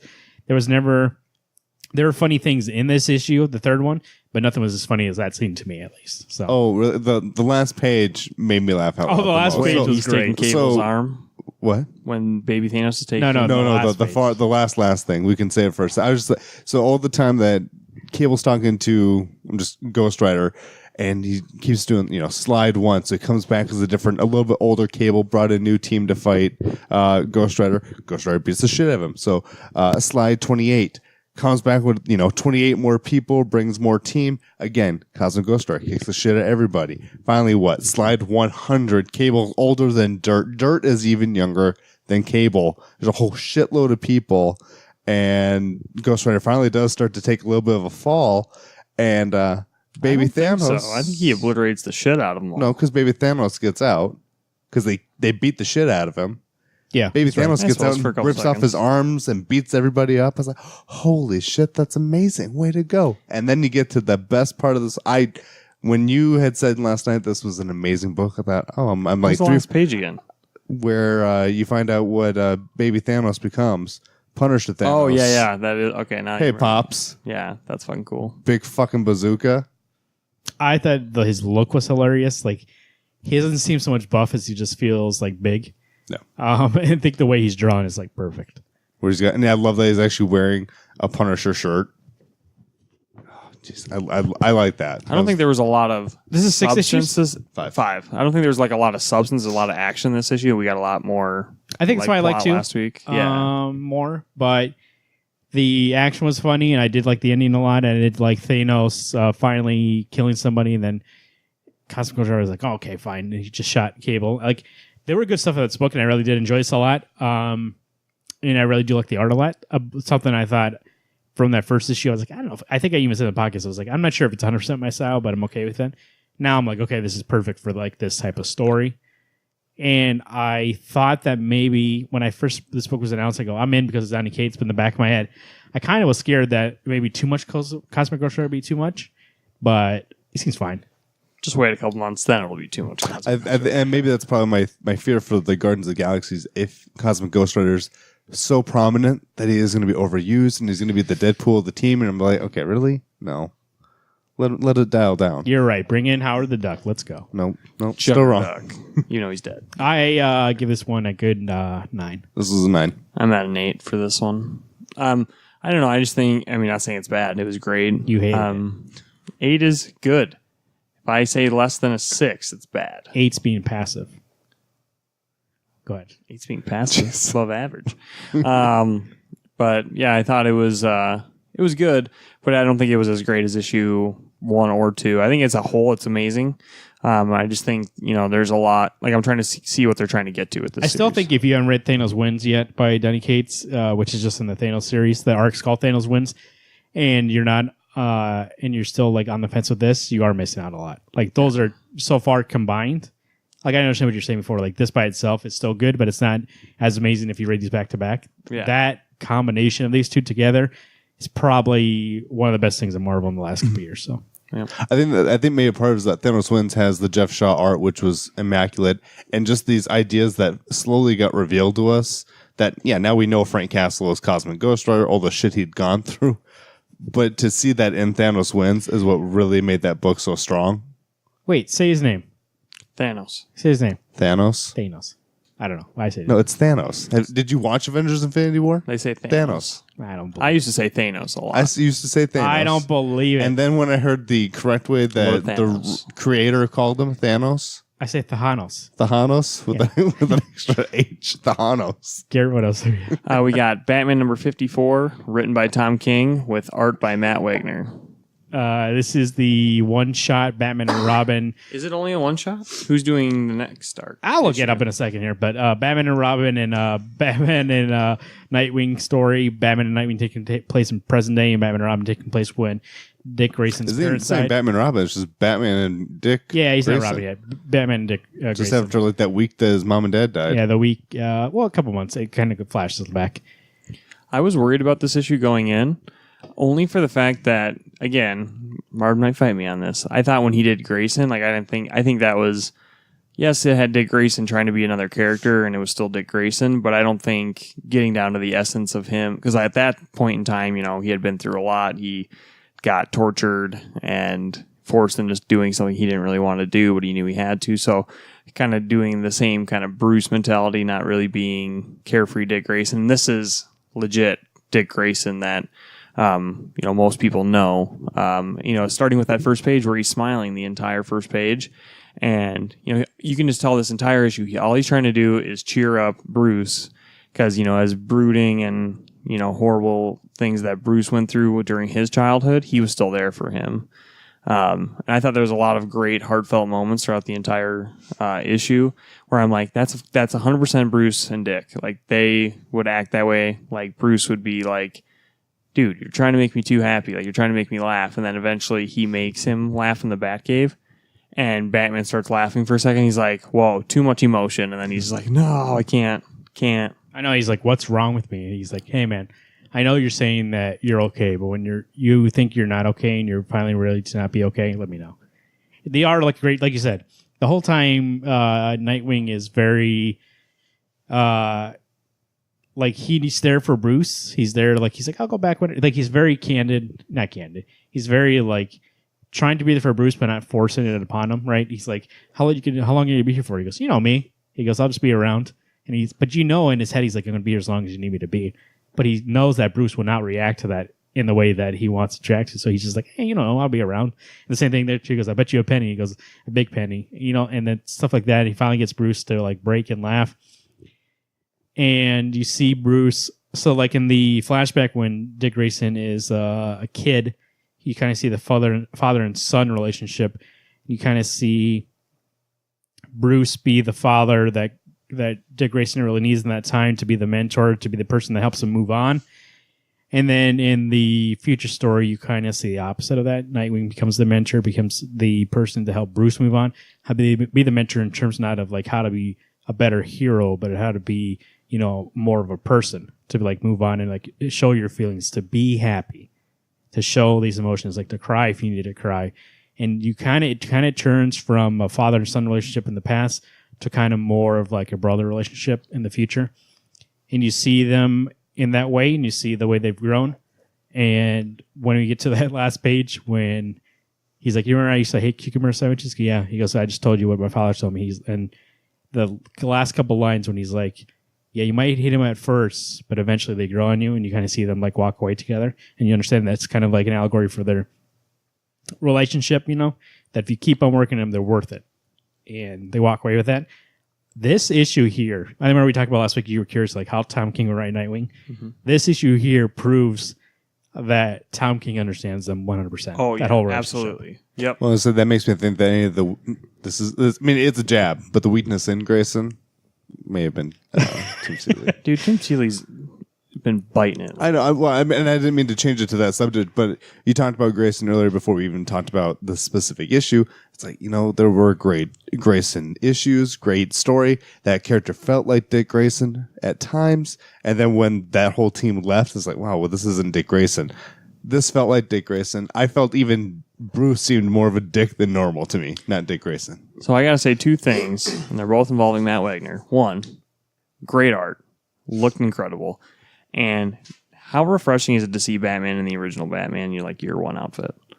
Oh yeah, I yeah. love that. I barely noticed it actually. It looked like animated series to me. I noticed which it, was good. but it also felt like it was how it's supposed to be. So I really Yeah. didn't pay attention to it. Right. It wasn't like I like that it was more subtle than being flashy. There was nothing to be like, hey, I'm wearing the old suit, right? It was just like there, and we knew that because he asked for it at literally the last panel. The last one was like, give me my old suit. Yeah. So I love that they're not like paying attention to it. There's no like ads that came out. They're like, the trunks are back, like they did for Superman. Like, oh, look at this, guys. And Superman, he was like, yeah, I need my old, the Superman, I read that issue. There was like 3 or 4 pages of him like, give me my old suit.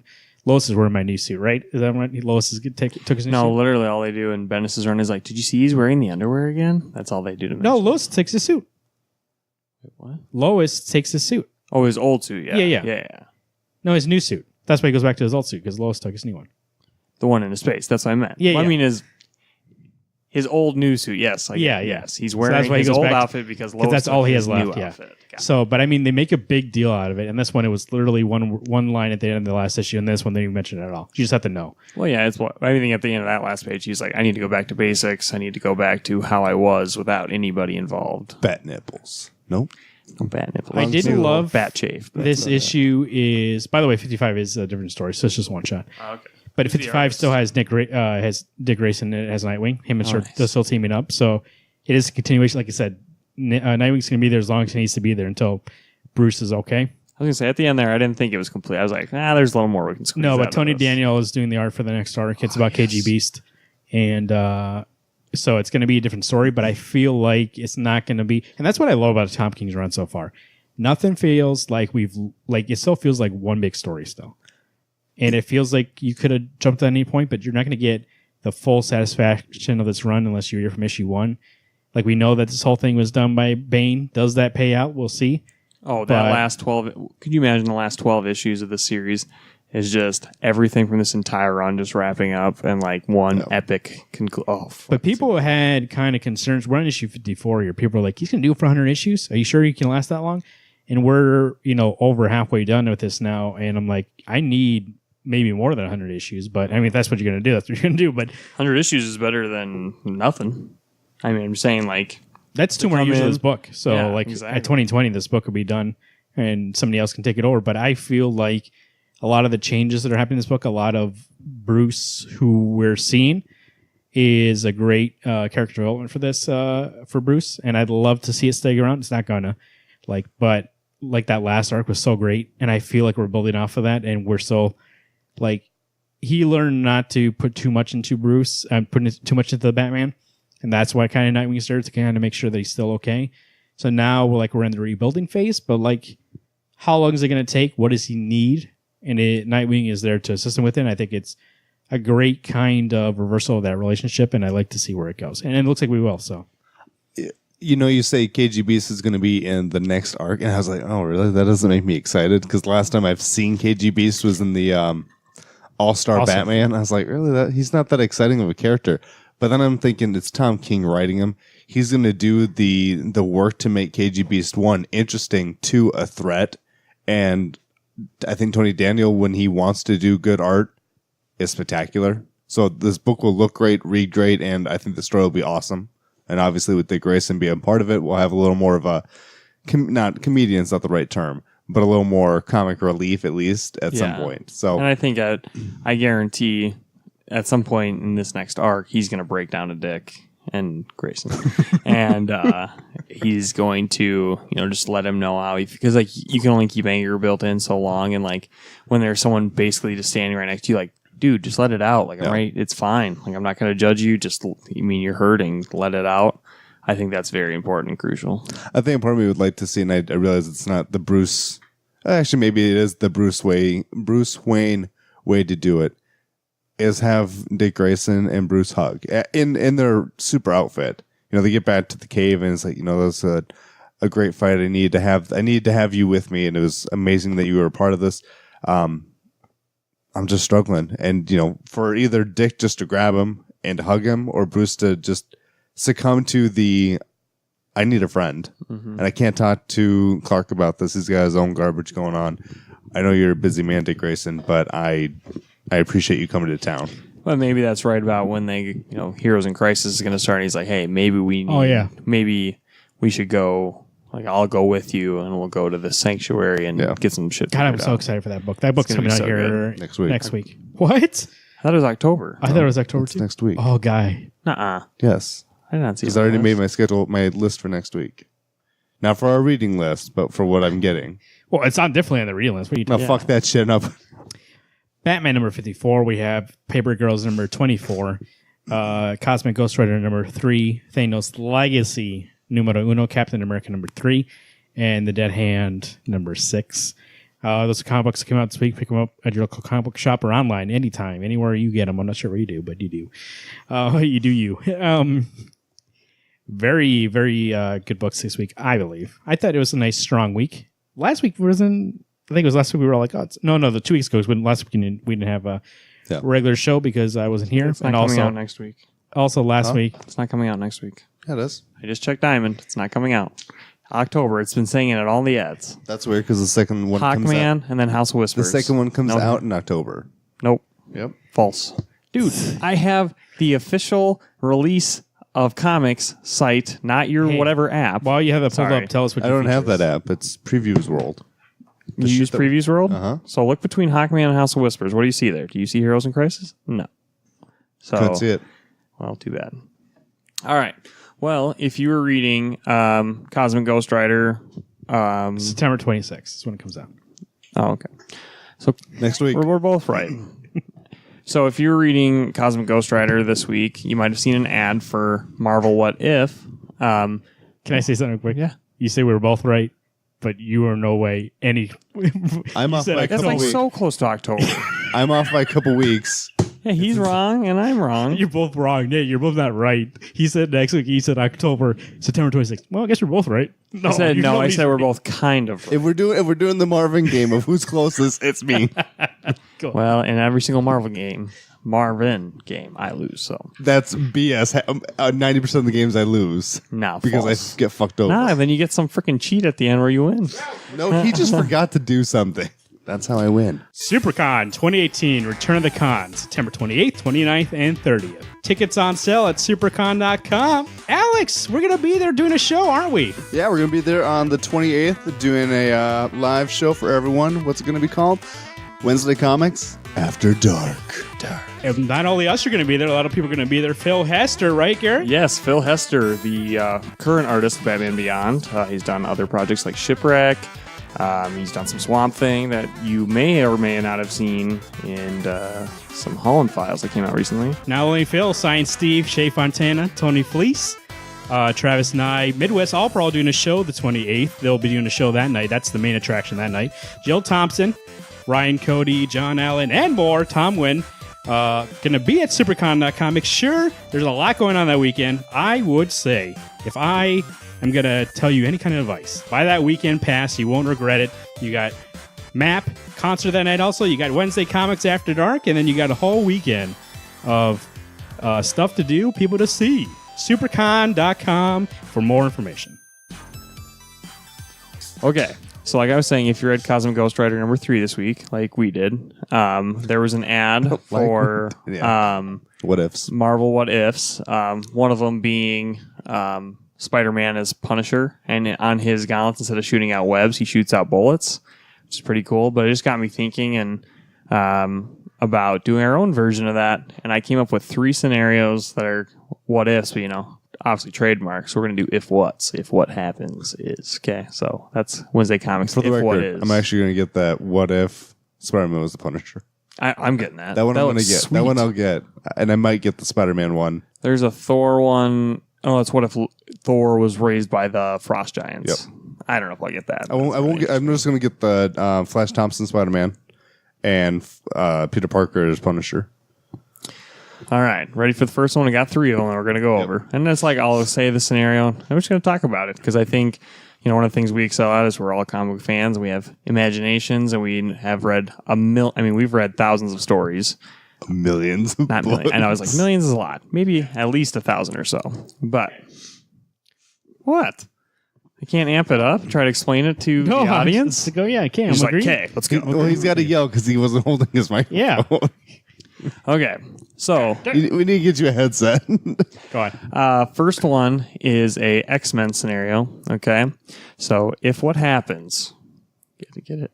If what happens is that, so Jean Grey has powers of telekinesis, right? Mm-hmm. What if there was a part of her power that was residual, or not residual, more like it was an after effect. So every time she controlled another mutant's mind, not only did she control them or like do whatever she did to them, move them, corrupt their minds or whatever. So is she doing telekinesis or is she doing telepathy? You're right, telepathy. So is she doing mind controlling or is she literally moving their body? Like force well, whatever. Whenever she uses her mutant powers on another mutant. No, but I'm asking if, okay, I'm going to touch your arm. Okay. I'm not mind controlling. I'm just making your arm do No, this. not like that, dumbass. Jean, whatever. It's a legit question. Am I forcibly breaking your bones to fit in a box? Or am I just making you... However Jean Grey uses her powers. I'm not the X-Men expert here, so you fill in the gaps on that part. He's not, but certainly makes scenario. Go ahead. What do you mean he's not an expert? You just said you're not. No, I said he's not. I said I'm not the expert. I know, and I said you're not. This guy's an asshole. What are you talking about? You literally just said that. I agree with you. You know, you're like, he's not. I'm not the expert. Yeah, you're not. Well, why not agreeing with you? I'm just saying this guy knows. See, I can never play a game. I can never play a game Okay. or discuss anything. It's the residual effect of her magic. How am I the bad guy? I've been listening the whole time. He's the one who came up with the question, and you said something. I go, I agree with you. You're not. And you said it in a snarky tone. You said it in a snarky All right. So let's restart this because clearly I can't ever say anything without getting judged. I just want to make sure I'm getting the right information. So, Jean Grey, anytime she uses her mutant powers on another mutant, okay, there is an after effect that 5 years after she's used that power, yes, a big amount of time, those mutants that she's used her powers on start to lose their memories to a point that they lose all of their memories. And once they lose all of their memories, they become like feral, kind of like The Walking Dead, but the mutant style. So all the mutants that Jean Grey's ever touched or used, not like that, I mean just with her mind, damn it. I can't look at you. Where she's used with her mind. I just imagine you wanted to invoke somebody. But anyways, 5 years, they don't die, but they just become blobs in their mind and just go crazy and use their powers on anyone in sight, like a zombie would try to eat somebody. Okay. So in this scenario, she doesn't know this. She's like, this is all if what happens. What the hell's happening? Just kidding. I can see your eyes. You're just like dying here. So if Jean doesn't realize this is actually happening by her powers, okay? So she... So there's all these mutants that are going crazy, and she doesn't realize that this is happening until she has to kill Logan because Logan he's the first one she's ever touched with her mind. Okay? Yep. I'm sorry. Yep. So she okay. Right. And since he's older, his mind was able, because he had so much information, he was losing his memory a lot quicker. Okay? But she had to kill Wolverine, otherwise he was a danger to killing other people. Now... once she's done killing Logan in this huge battle, at the end, she turns around and there's all the other X-Men coming for her. Okay. And so realizing what she has to do because she's one mutant against the entire mutant civilization, she kills them all, like not necessarily Phoenix style, but kills them all. Okay.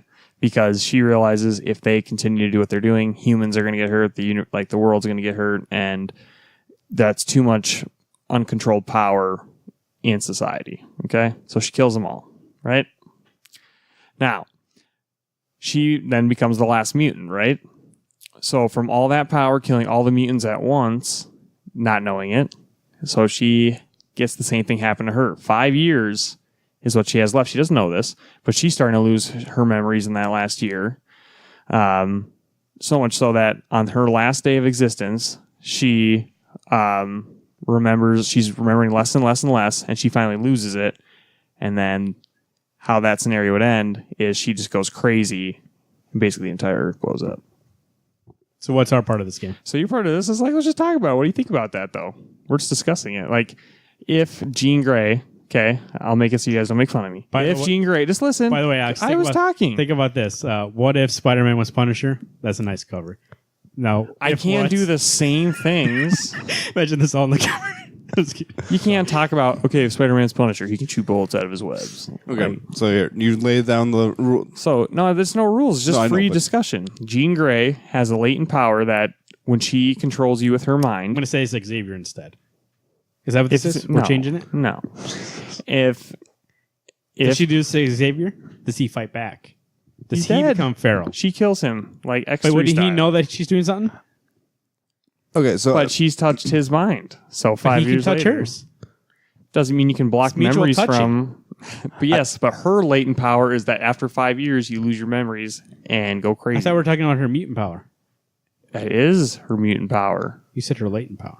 no, but it's Of after her it's been mutant used. power. Okay, so Wolverine, she fights Logan first, or originally she telepathically touched him, but he has a healing factor, which I would assume would have healed in his brain. So how long is it actually, like, for him, would it have been 5 years, or would it have been 10 years, 15 years since No, it had this would happened? have been 5 years because it happens naturally. And yes, he does have a healing factor, but think about when Wolverine goes in Berserker mode. How long does he last in Berserker mode? Yeah, but it'd be like getting cancer for your brain. I know, but- essentially, you said Alzheimer's. It's him losing his memories, which I would Right. assume would have. I'm being logical of his brain still would have healed enough that I think it would have been longer than 5 years. You're right. Once he hit Berserker, once he hit it, the But claws Jean's are gotta always protect out. herself, yeah. And so Wolverine's basically coming at Jean, and Jean's trying to stop him. So why is it only Jean that they're attacking, or is she forcing them to attack her explicitly? Yeah, I guess that would be the scenario, is that she's trying to keep the mutants at bay from attacking the humans, because only the mutants are being affected. No humans are being affected in this. except if By they her get by her killed. power, Right. Okay. So if her power does it to humans, it's like a recessive thing in the mutant gene. That only if you do it to mutants, 5 years later you lose all your memories, and then you turn into like a zombie Okay. and just kill what's ever in Second front of thing, Jean Grey should have been put down a long time ago, and she needs to stop touching everybody. you. Well, she doesn't realize it until Wolverine like starts attacking her for no reason. Then she reads Wolverine's mind and just blank. Okay, so Blank okay. with She her knows that he's a zombie, or Right. quote unquote zombie. Doesn't know that she's the cause of it. Right. Okay. But she starts putting two and two together. Why is she touching people's brains? Her friends. No, but I mean, how many times has Jean used her powers to move somebody with her with her powers, or I thought it was- read so their minds? It's It's being one of telepath or being telekinesis? Okay, because Doesn't she have both? she has both, but the difference is telekinesis is moving things literally with your mind, where telepath is like reading your mind or controlling your thoughts. I would say doing either.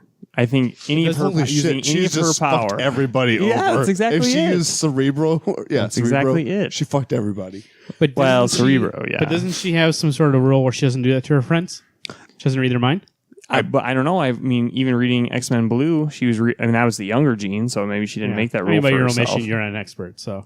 Well, That's right. but you're right. You're right. As young Jean Grey, even though she's been told multiple times, don't read my mind without asking. Yeah, what age are we talking? She's done it several times. She does. what Yeah, age? she does all the Well, time. Jean Grey does not do that. Without I don't know. She's done it before in X-Men Red. She'll do it to people that like That's different. potential villains or mutants that she. But she'll do it to bad guys, not her friends, right? Well, I don't know if she's that rules that thick anymore. Because I think she's like some new mutants that she's brought onto the team. Yeah, but you She's gotta read make sure their they're minds good. before. And then once they're good, they're good. She's not going to read Wolverine's mind. That guy's good. The Right? first time she met him, she did. But you said years in the future. Depends. Are you doing 5 years. If you're doing the movie where he asked her to read it, then okay. I mean, I agree. This Most is of the time, obviously alternate Earth. Let me ask you a question, though. When she uses that power, isn't she just reading the thoughts coming off their mind, or does she explore their mind? Like, is She's she using, but her powers are what's going into their mind to read their mind. is she reading their mind, or is she just reading their thoughts? Gotcha. She can do both. Jeez. Whatever she does, any contact from her mind to So her body. telekinesis, would that affect them when they get cancer? Now they just the 5-year thing. That's But it. but so even if I did telekinesis, I literally picked up Marvin and threw him out the window. That didn't kill him. But Well- 5 years later, he goes crazy. He's a human. That's what you think. He doesn't have. So even telekinesis, the 5 years later, their mind will go crazy. Right. But you don't touch your mind with telekinesis, do you? It's just a force around them. That It's not just your mind. It's your any contact. It affects your DNA. Any contact whatsoever. Oh, it's from DNA. power. with mutant power. Yeah, with she mutant can touch power. them. Then why do you Right. go crazy and not just like mutate more? Like your Because it's like a mutation goes recessive crazy. mutant gene thing that at least when Jean Grey's powers are used on You ever seen RoboCop? You remember that guy gets acid all over him? Is it I like fell that? asleep during that. No, I'm just kidding. So anyway, Different. what I've come to, Jean Grey needed to be put down a long time ago. One, if Professor X did find out about this or any of the other psychics, they would have put a stop to it. So that's kind of surprises That's me. why I don't that, believe this. that even X, if it's X gonna give it to you. If what? X gonna give it If to you. what? If what happens? I know. And if what? X holy gonna give it shit, to you. the Shadow King shows up from the astral plane. He's technically a mutant. Can he be affected? And He's on a different plane of existence. if Say no. if she's not in the astral plane and he attacks her mentally, he could kill her and she would never even know about it. So if Emma Frost puts up her diamond, is that shield her from this mind thing? I don't think as long so. as you don't get too Emma Frost. When she changes full diamond form, she goes back. Doesn't it kind of like refresh her genes? There might be instances. I mean, to be fair, yeah. you said you're not an expert, so I'm not sure. But. Well, but I mean, like my calling things out to you, it's more of the I'm trying to do. If Colossus was in steel form, would the steel if she could deflect? if she can penetrate his mind through that, yeah, we're talking alloy. penetration here. then Juggernaut yes. to be safe. One, not a mutant. Yeah, and he has a helmet. Magneto. And he's, is safe. he's not a mutant. So boom, Juggernaut kills it. Just kills it on his own. Magneto has the regard. helmet. So if everybody wears helmets, if it's like a helmet crew, But they don't Then they're know. safe. But they don't know but why take the risk? until 5 years later. They don't know. But why you want her to read your mind? Yeah, but Marco Kane's She a just human does. regardless. He gets his from the Not with the diamond to the It's crystal. not like, okay, I'm the Flash. I can run faster than the speed of light. Am I not going to run faster than Like the speed people of light? didn't know for the longest time that falling out of a car at high speed would kill you, but they still wore seatbelts. how That's is kidding. They didn't wear how is she killing them? Is she just destroying their brain, Yeah. melting the brain? Right. She's basically just snapping them like their heads. Why would she go back and kill them? Because they're about to cause devastation and havoc, pun intended, on... Why would like, she just put them in jail? Can you control thousands of mutants at She can. once? She has Well, telekinesis. but see, now that's my question. If she's the most powerful telekinetic or telepath out there, does she need Cerebro to reach everybody, or is she strong enough to reach the 200 million mutants that now exist in the X-Men See, I think world? it would have to be in the local area. It can't be. I don't That's- even think using Cerebro. I mean, that's my Cerebro- what? But so Cerebro's a technology. yeah, but in X2, What if she but used it's it- still her. It's still her power going through. It just amplifies her she power. controls all of them. They tell them to go to jail. They all go to jail peacefully, and she's good. Maybe. Then maybe she finds a way to cure them. I'm thinking of the I tell scenario you where though, they're all storming. Xavier's going going to come in and take care of it anyways. X going to give it to you. So that's the thing. Just- that was my weakest one because I couldn't think of one, and that was my last. So my next two though are way better. I said this one. It was a good question, but there's a lot mean, of things that To I'm. be fair to Garrett, He's not the by his own expert. admission, he's not an expert. Go ahead. God, I fucking hate you. Okay. You I'm ready. said it. I'm agreeing right. with you. Next one, Teenage Mutant Ninja Turtles. Holy Okay, shit. and this one I got a huge You one. I really decided to do team and team with Alex in the room? I did. Okay. So if what happens, the Ninja Turtles are going against Shredder and the Foot. And that's right. I didn't mess that up. No, Okay. you're right. I'm just So, smiling because you did the turtles. In the chaos of things, Raphael kills all his brothers. They don't even see it coming. So he kills Donatello, kills Leonardo, and manages to stab Mikey in the eye.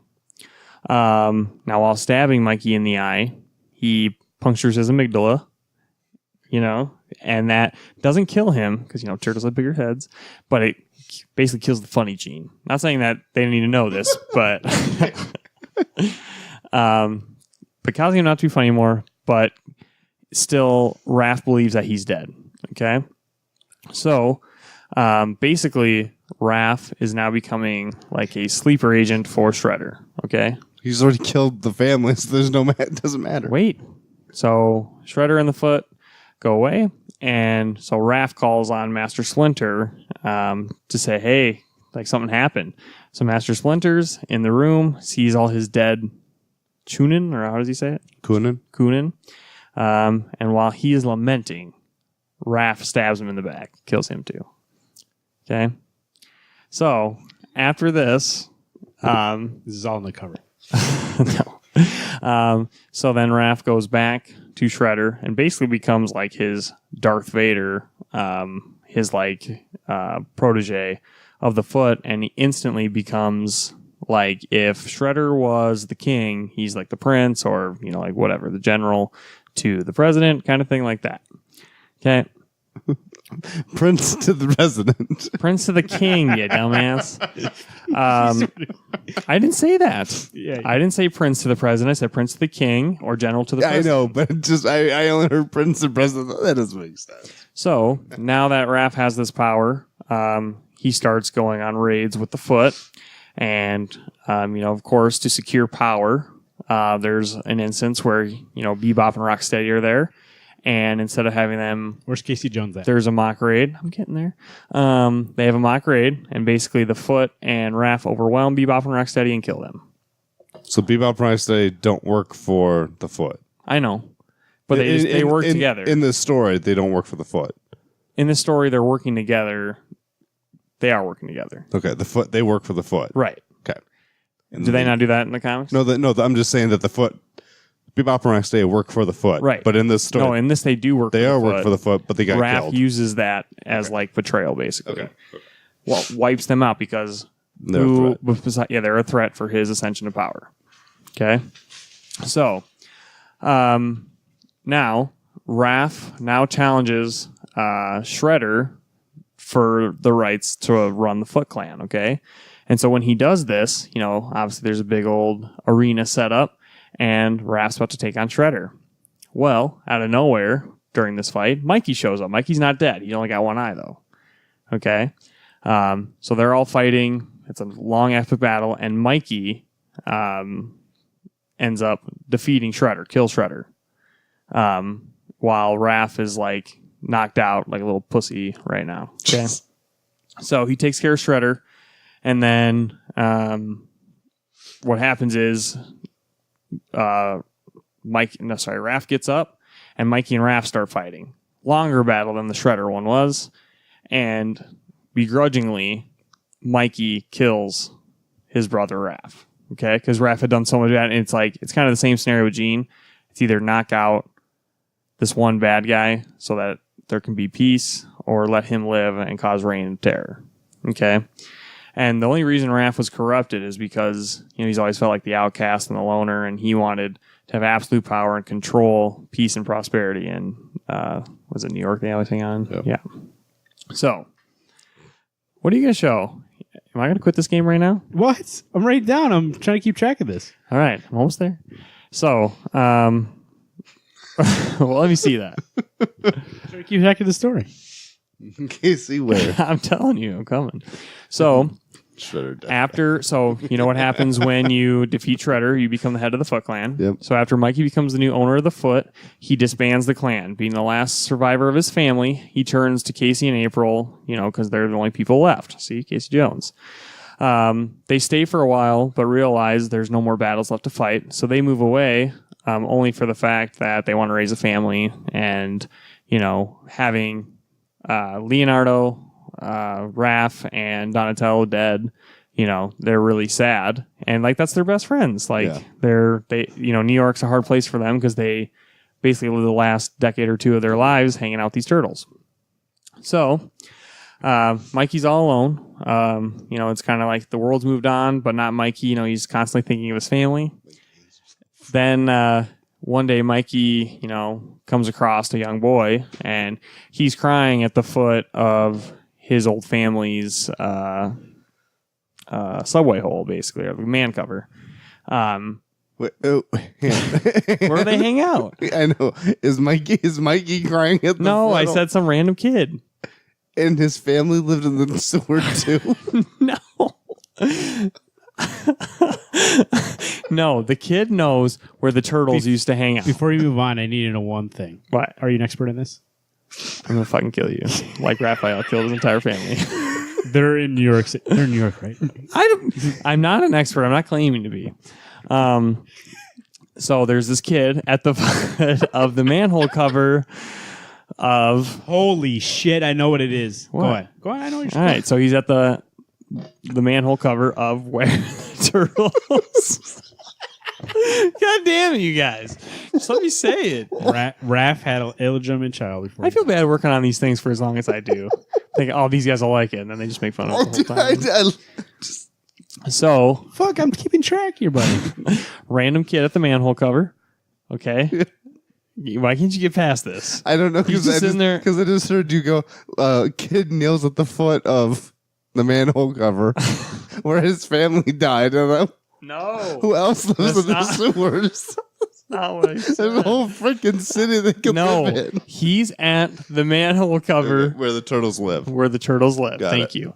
And so he's wondering where the turtles are because he's heard of the famous turtles, and Shredder, while he was still alive, murdered this boy's parents. Okay. And so he's crying, and he's just like Mikey Mikey hangs out in his old family's crib, where they used to hang out all the time. Pad, jeez, turtle pad. Okay, what do they call it? Sewer? A lair. Lair. Fine, the turtle lair. Hang out in their crib. Yeah, their crib. Their joint. Okay, They're gangsters. So again, kid crying. The kid asks, "You guys." So the kid turns to Mikey and he's like, "Do the turtles still exist?" Mikey pauses and he's like, "Unfortunately, they're no longer." Are you fucking blind? What? I'm a turtle. No.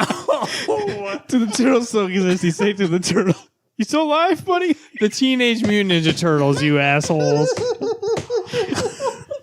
I mean, you look like a turtle. I'm not an expert in this, obviously. Do the 4 famous Ninja Turtles still exist? And so Mikey says no. To be fair, that kid's probably not an expert either. So He's not a turtle. He's a human being. he's not an expert. Why? So, see, now this is going to be as good. I'm ready. So, I'm a turtle still. not all turtles, motherfucker. The Teenage Mutant Ninja Turtles. Hey, Alex, you still alive? I'm never doing a game ever again. All right. What if the turtles weren't alive, but they are? No, just listen. And so Mikey's like, no, they're not around anymore, except for me. Is that in the notes? Or you had that? Is that improv? No, God. Okay. This is my last one, and then we're done. So I'm not going to do the Batman one. So No, I wish you do. no, because I'm done doing these games. Okay, That's all I'm I ready. get. I'm ready. Okay. So Mikey looks at the kid. Guys, I can't do it. Looks at the kid. Are you dumb? I'm in front of you. Take a Are you fucking take a blind? science class. Learn what a turtle is. Oh, the Okay. fucking Amphibian. Teenage Mutant Ninja Turtles, the famous fighters who are the group protectors around? of New York. Okay, got it. Are they amphibians? No, Turtles? the reptiles. They're What's an amphibians. amphibian? No, they are amphibians. No, they're reptiles. They're not reptiles. They're fucking the reptiles. I'm gonna look it up. Go ahead. Amphibians are frogs and salamanders and newts. Okay. Shit. So, anyways, You start your life they in the water ask, and then they come on the land. kid fucking asks if the Teenage Mutant Ninja Turtle. Why is this so funny? Just get this. What the fuck? Just get I'm that. trying to put. He says no. Here we okay? go. Here we He's- go. Class Reptilia. Whatever. Turtles. So he said no. The turtles they don't work together anymore. God, I can't get past this. If they don't work together anymore because they're fucking dead. He's not gonna say that to a I little killed kid one of crying. Well, the dumb kid just asked for you. Okay, I'm ready. We got it. Okay. How do you know where they were? Is this part of your thing? Go ahead, Ned. I assume they know So- they come out of the sewer. Watch the 80s So cartoon. the kid asks if they're still around. Like he stops. What's a remandle? And so Mikey, trying to comfort this kid, he looks at him, and decades after the horror and the haunting of his brother's deaths were haunting him, he finally smiles, first time in years, and asks, "How would you like if we got some pizza?" But you guys ruined it. That end. Okay, so what's... Certainly a perfect ending. Yeah, we're not doing the Batman one. No, I know. I gotta know the Batman one. I gotta know the bad one too. Then you gotta let me fucking say it, else I'm not doing this. I'm shit sorry. anymore. The kid came up and asked. We need to ask these questions. How are we gonna know if we don't know? So what's the discussion part for the turtles here? Let's not have it because you already you had it halfway through what I was saying. So, I just want to know. So that Mike killed everybody, right? No, Raph kills everybody. you don't even listen. No, I mean after the fact, he kills Raph, right? He kills Yeah. Shredder. Yep. Takes over the Foot. At what point does the Foot retaliate and not be part of that group anymore? They what's, won't. what's Mikey bringing to the party? Well, he He the killed party. Shredder. But Doesn't make you a leader automatically. yeah, Yes, it but does. But When it does. Splinter kills So when- Shredder, he became But the like leader of the the Foot. reason why the Foot followed Shredder is because he offered them something. Like they were all like kids that like ran away and stuff like that, and so like he offered them a place to stay. He offered them like all that stuff. What is Mikey keeping that up? Is he stealing shit? But He then disbands he got rid of the group. Oh, I missed that part. So that's the one thing is that when Mikey takes over, he disbands the Foot, so the Foot's gone. But then the question would be, do you have Tetsu or Hun, whichever? Yeah, where's Tetsu? No, I'm talking normal TMNT, not the mutant animals bullshit. That's No, Tetsu's a regular No, guy. so Tetsu's from the live action show, and Hun is actually Casey Jones' dad. Oh, Which, no, but I'm just saying that they were lieutenants. there was not enough budget for cameos for them. And to be fair, not an expert. So I'm just saying that You wear that shirt that you know he was going to do this game? no, just ironic. You're wearing the Batman, right? Hey, Jean Grey, boom, sold. I'm just saying that Tetsu would be one of the only people who would have questioned Mikey getting the position, and he also would have questioned Raph taking over. But Raph was at one point in time the Shredder and did lead the Foot Clan for a while. Can I tell you something? And we can move on to the Batman. Also, I think secondly, we should do the Batman. We're doing one. the Batman one. I gotta tell you something Leonardo, here. literally could have taken Raph out unless Right. Raph That's does. what I was saying. While they were fighting the Foot, is when Raph killed. Because I find Oh, I see. So Yeah. so Raph is stabbing everybody literally in the back for the most part. and he can't. The other turtles can't hear it because they're Too much physically fight. Okay, fighting okay. the Foot. I missed Because, that part then. Garrett, I am amazed by you What? that you have the balls to come up with stories and bring in front of the guy who would find any kind of find a plot hole. And If what happens? I know, I'm just saying. Well, but- you had to expect that this was going to happen. That this guy was I going to know. be. That's the whole point. That's what I mean. Discussion. That's the game. I say, So I'm to be saying, fair, don't you've- get mad that he's doing this. This is chosen- the you've game. I'm getting chosen- mad. I'm getting mad. You guys are making I'm sorry. fun of what I'm The doing. only we're not. the thing Yes, that made you me are. laugh the Hold on. hardest was the kid coming up and asking, "Are the TMNT still around?" I'm fucking right in front of you. No, the turtle's still around. He said. The turtle's still around. Turtles Anyway, still exist. How did he find them? Because just stories and legends. as I'm sure within the city, I mean, if the Foot was You think as Domino's strong, has a record?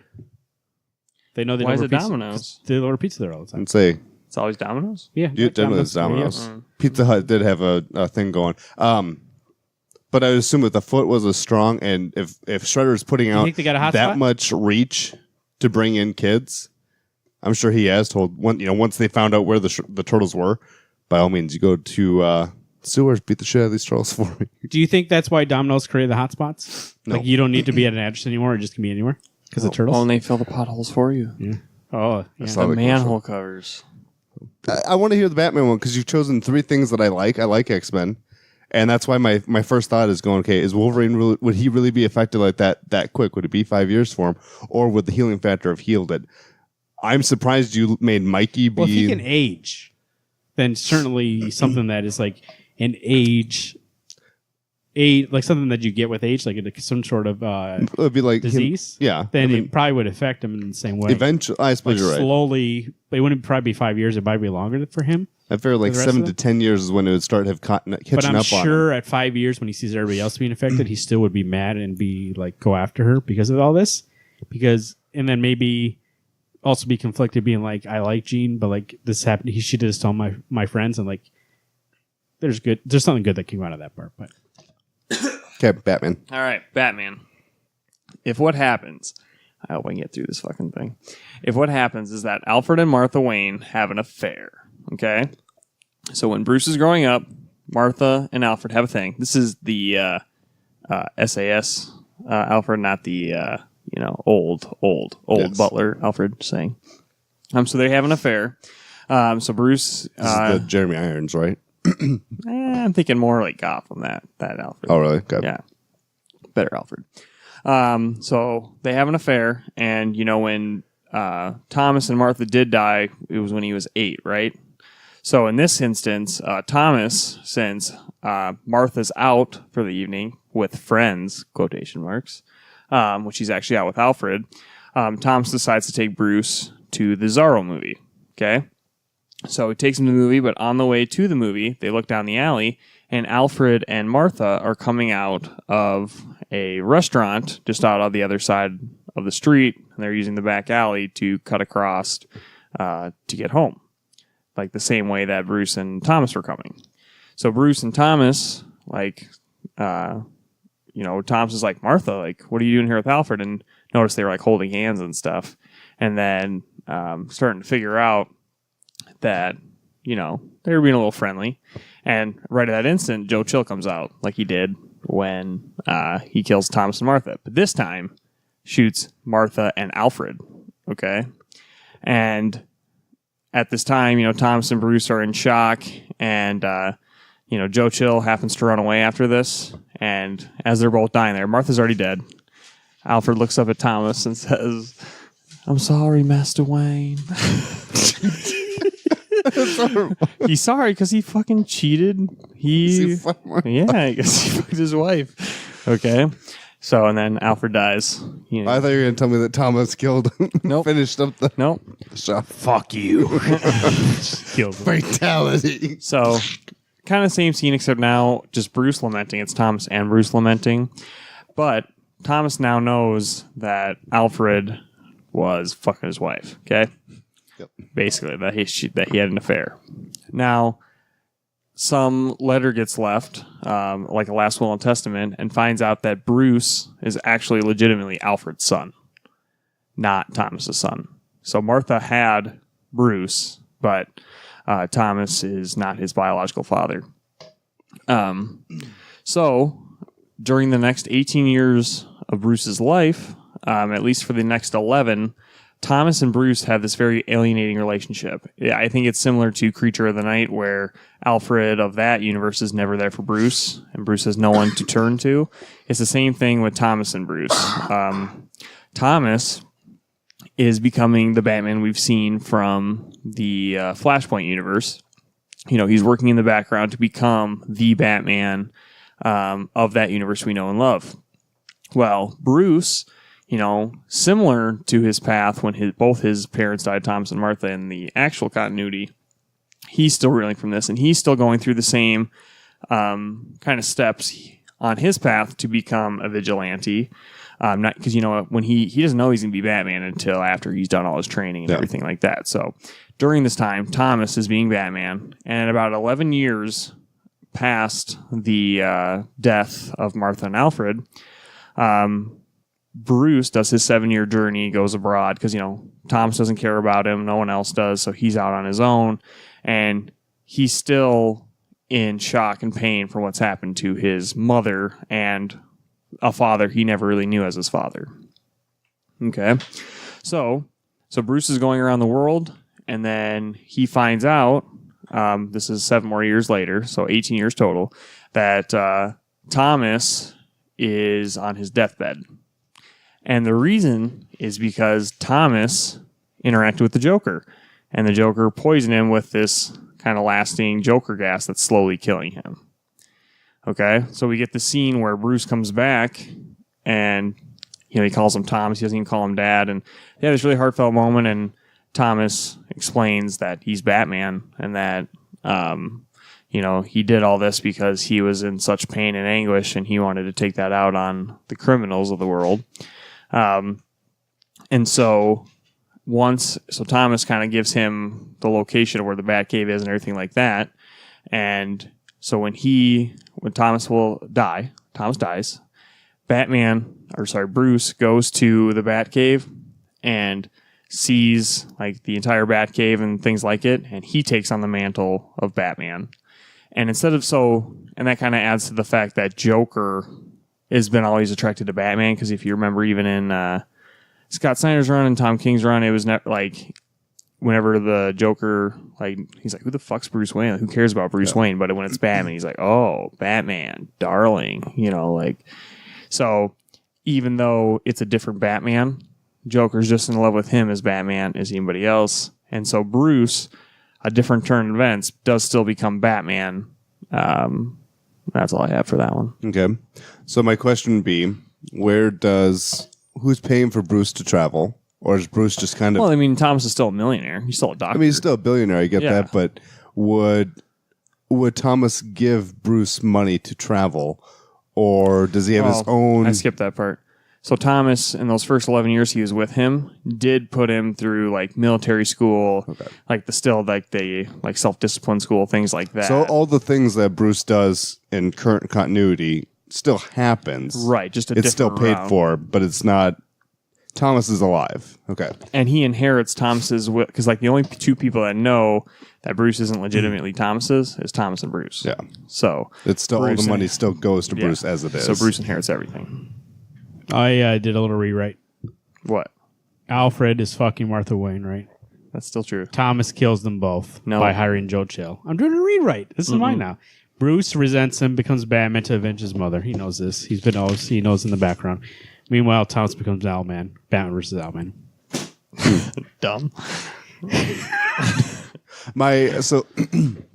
I'm surprised that Thomas becomes Batman and fights just criminals, where I would have actually expected him to lean more towards punishment on adulterists. Yeah. But it was still Joe Chill, the one that killed But don't they his become wife. something that they fear? And he fears somebody fucking his wife. So why doesn't he become like Alfred. Alfred? He does not. Alfred man.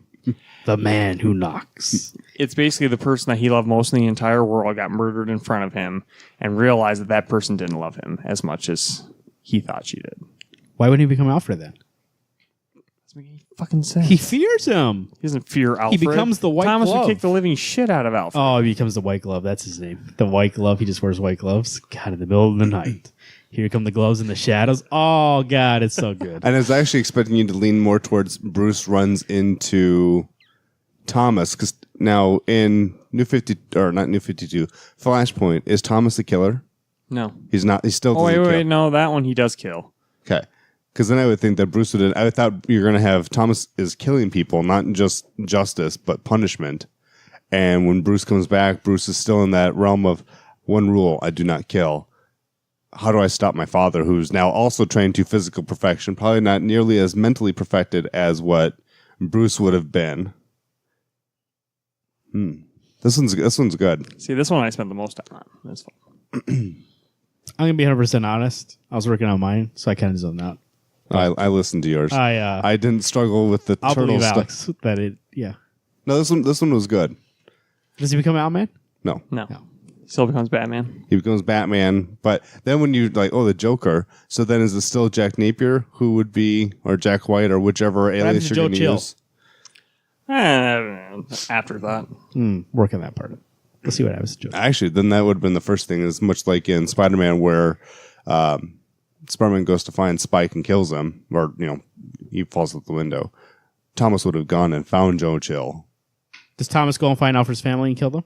No. Doesn't It's have- not the Punisher. Well, Alfred did something wrong.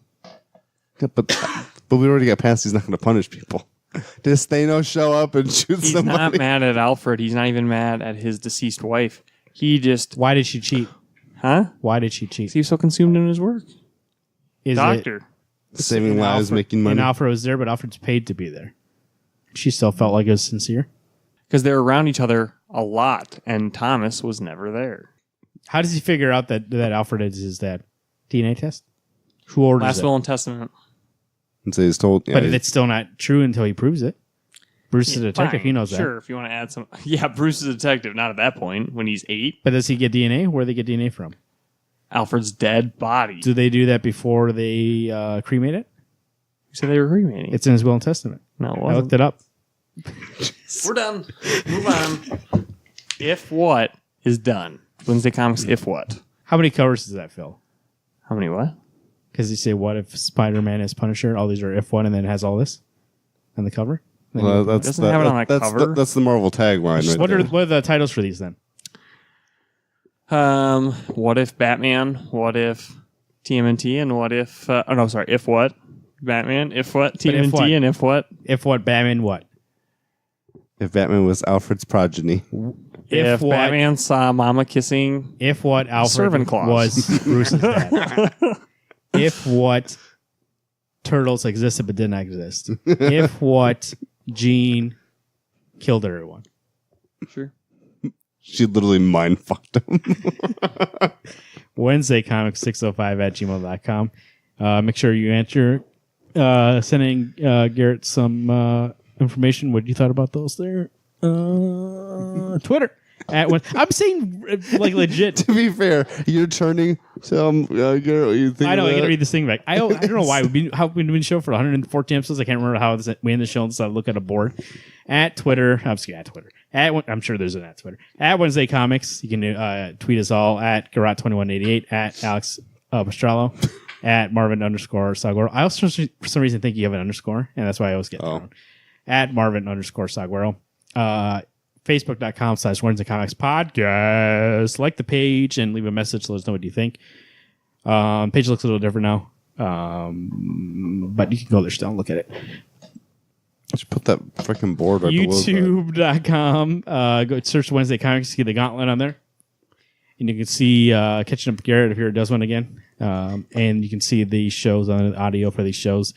We want to know. We want to know. So I'm going to be very candid with the audience right now. So the video, we stopped doing the video because it was a lot of work, but like nobody, like the numbers were kind of low with that. So if you want to see the video come back, let me know.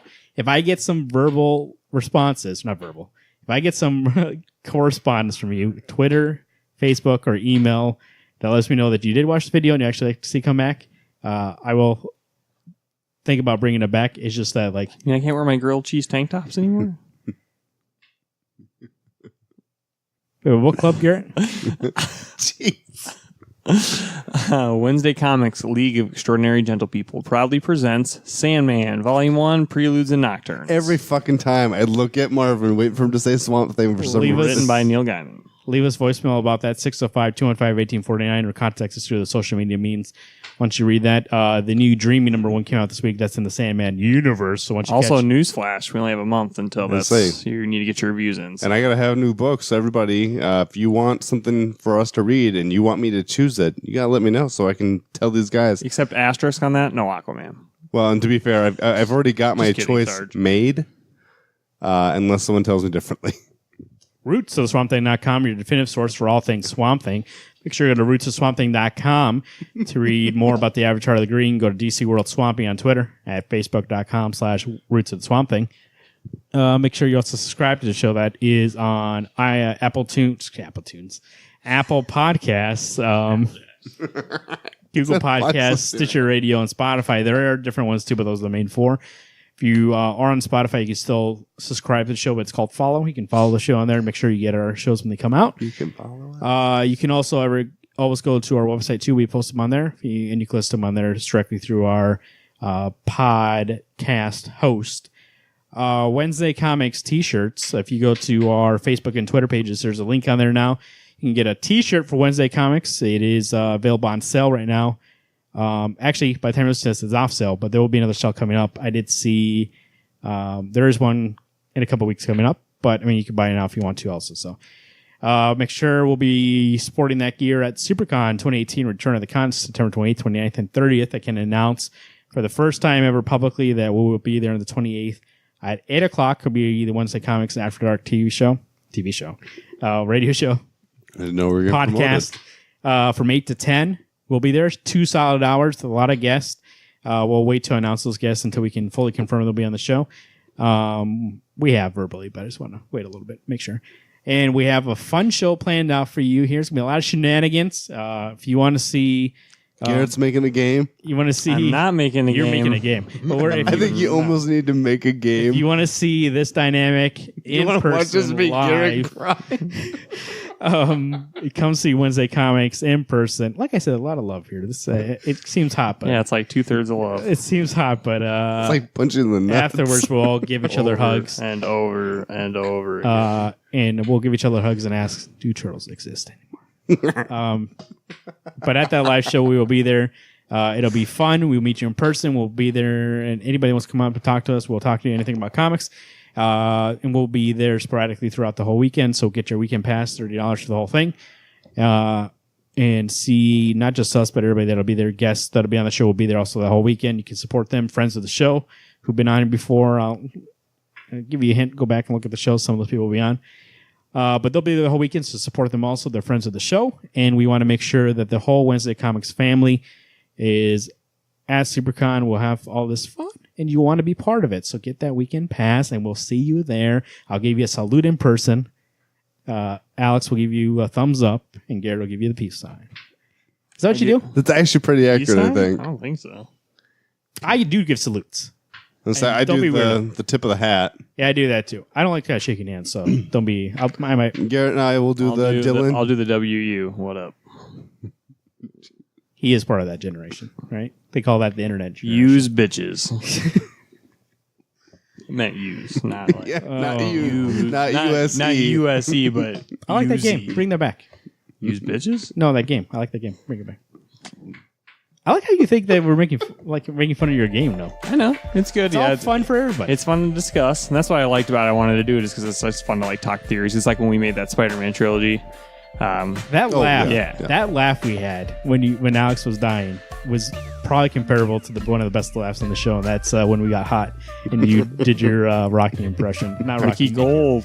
I almost died tonight from that laugh, but it was very enjoyable, and I hope everybody else enjoyed it. Once again, we're ramping up the Siouxpercon. Make sure you get your tickets. We want to see you there.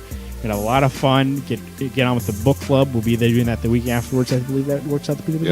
Yep. A lot of things coming up here. We're getting ramping up. We're ready. 114 episodes in. I might need to add that up because I'm not sure. But like Wednesday Comics, we're here, and we're here to be your podcast of choice for comic books and fun. And we'll be there in Siouxpercon in person to give you the old Captain America salute. My name is Marvin. I'm Alex. I'm Garrett. Hey everyone, keep turning those pages.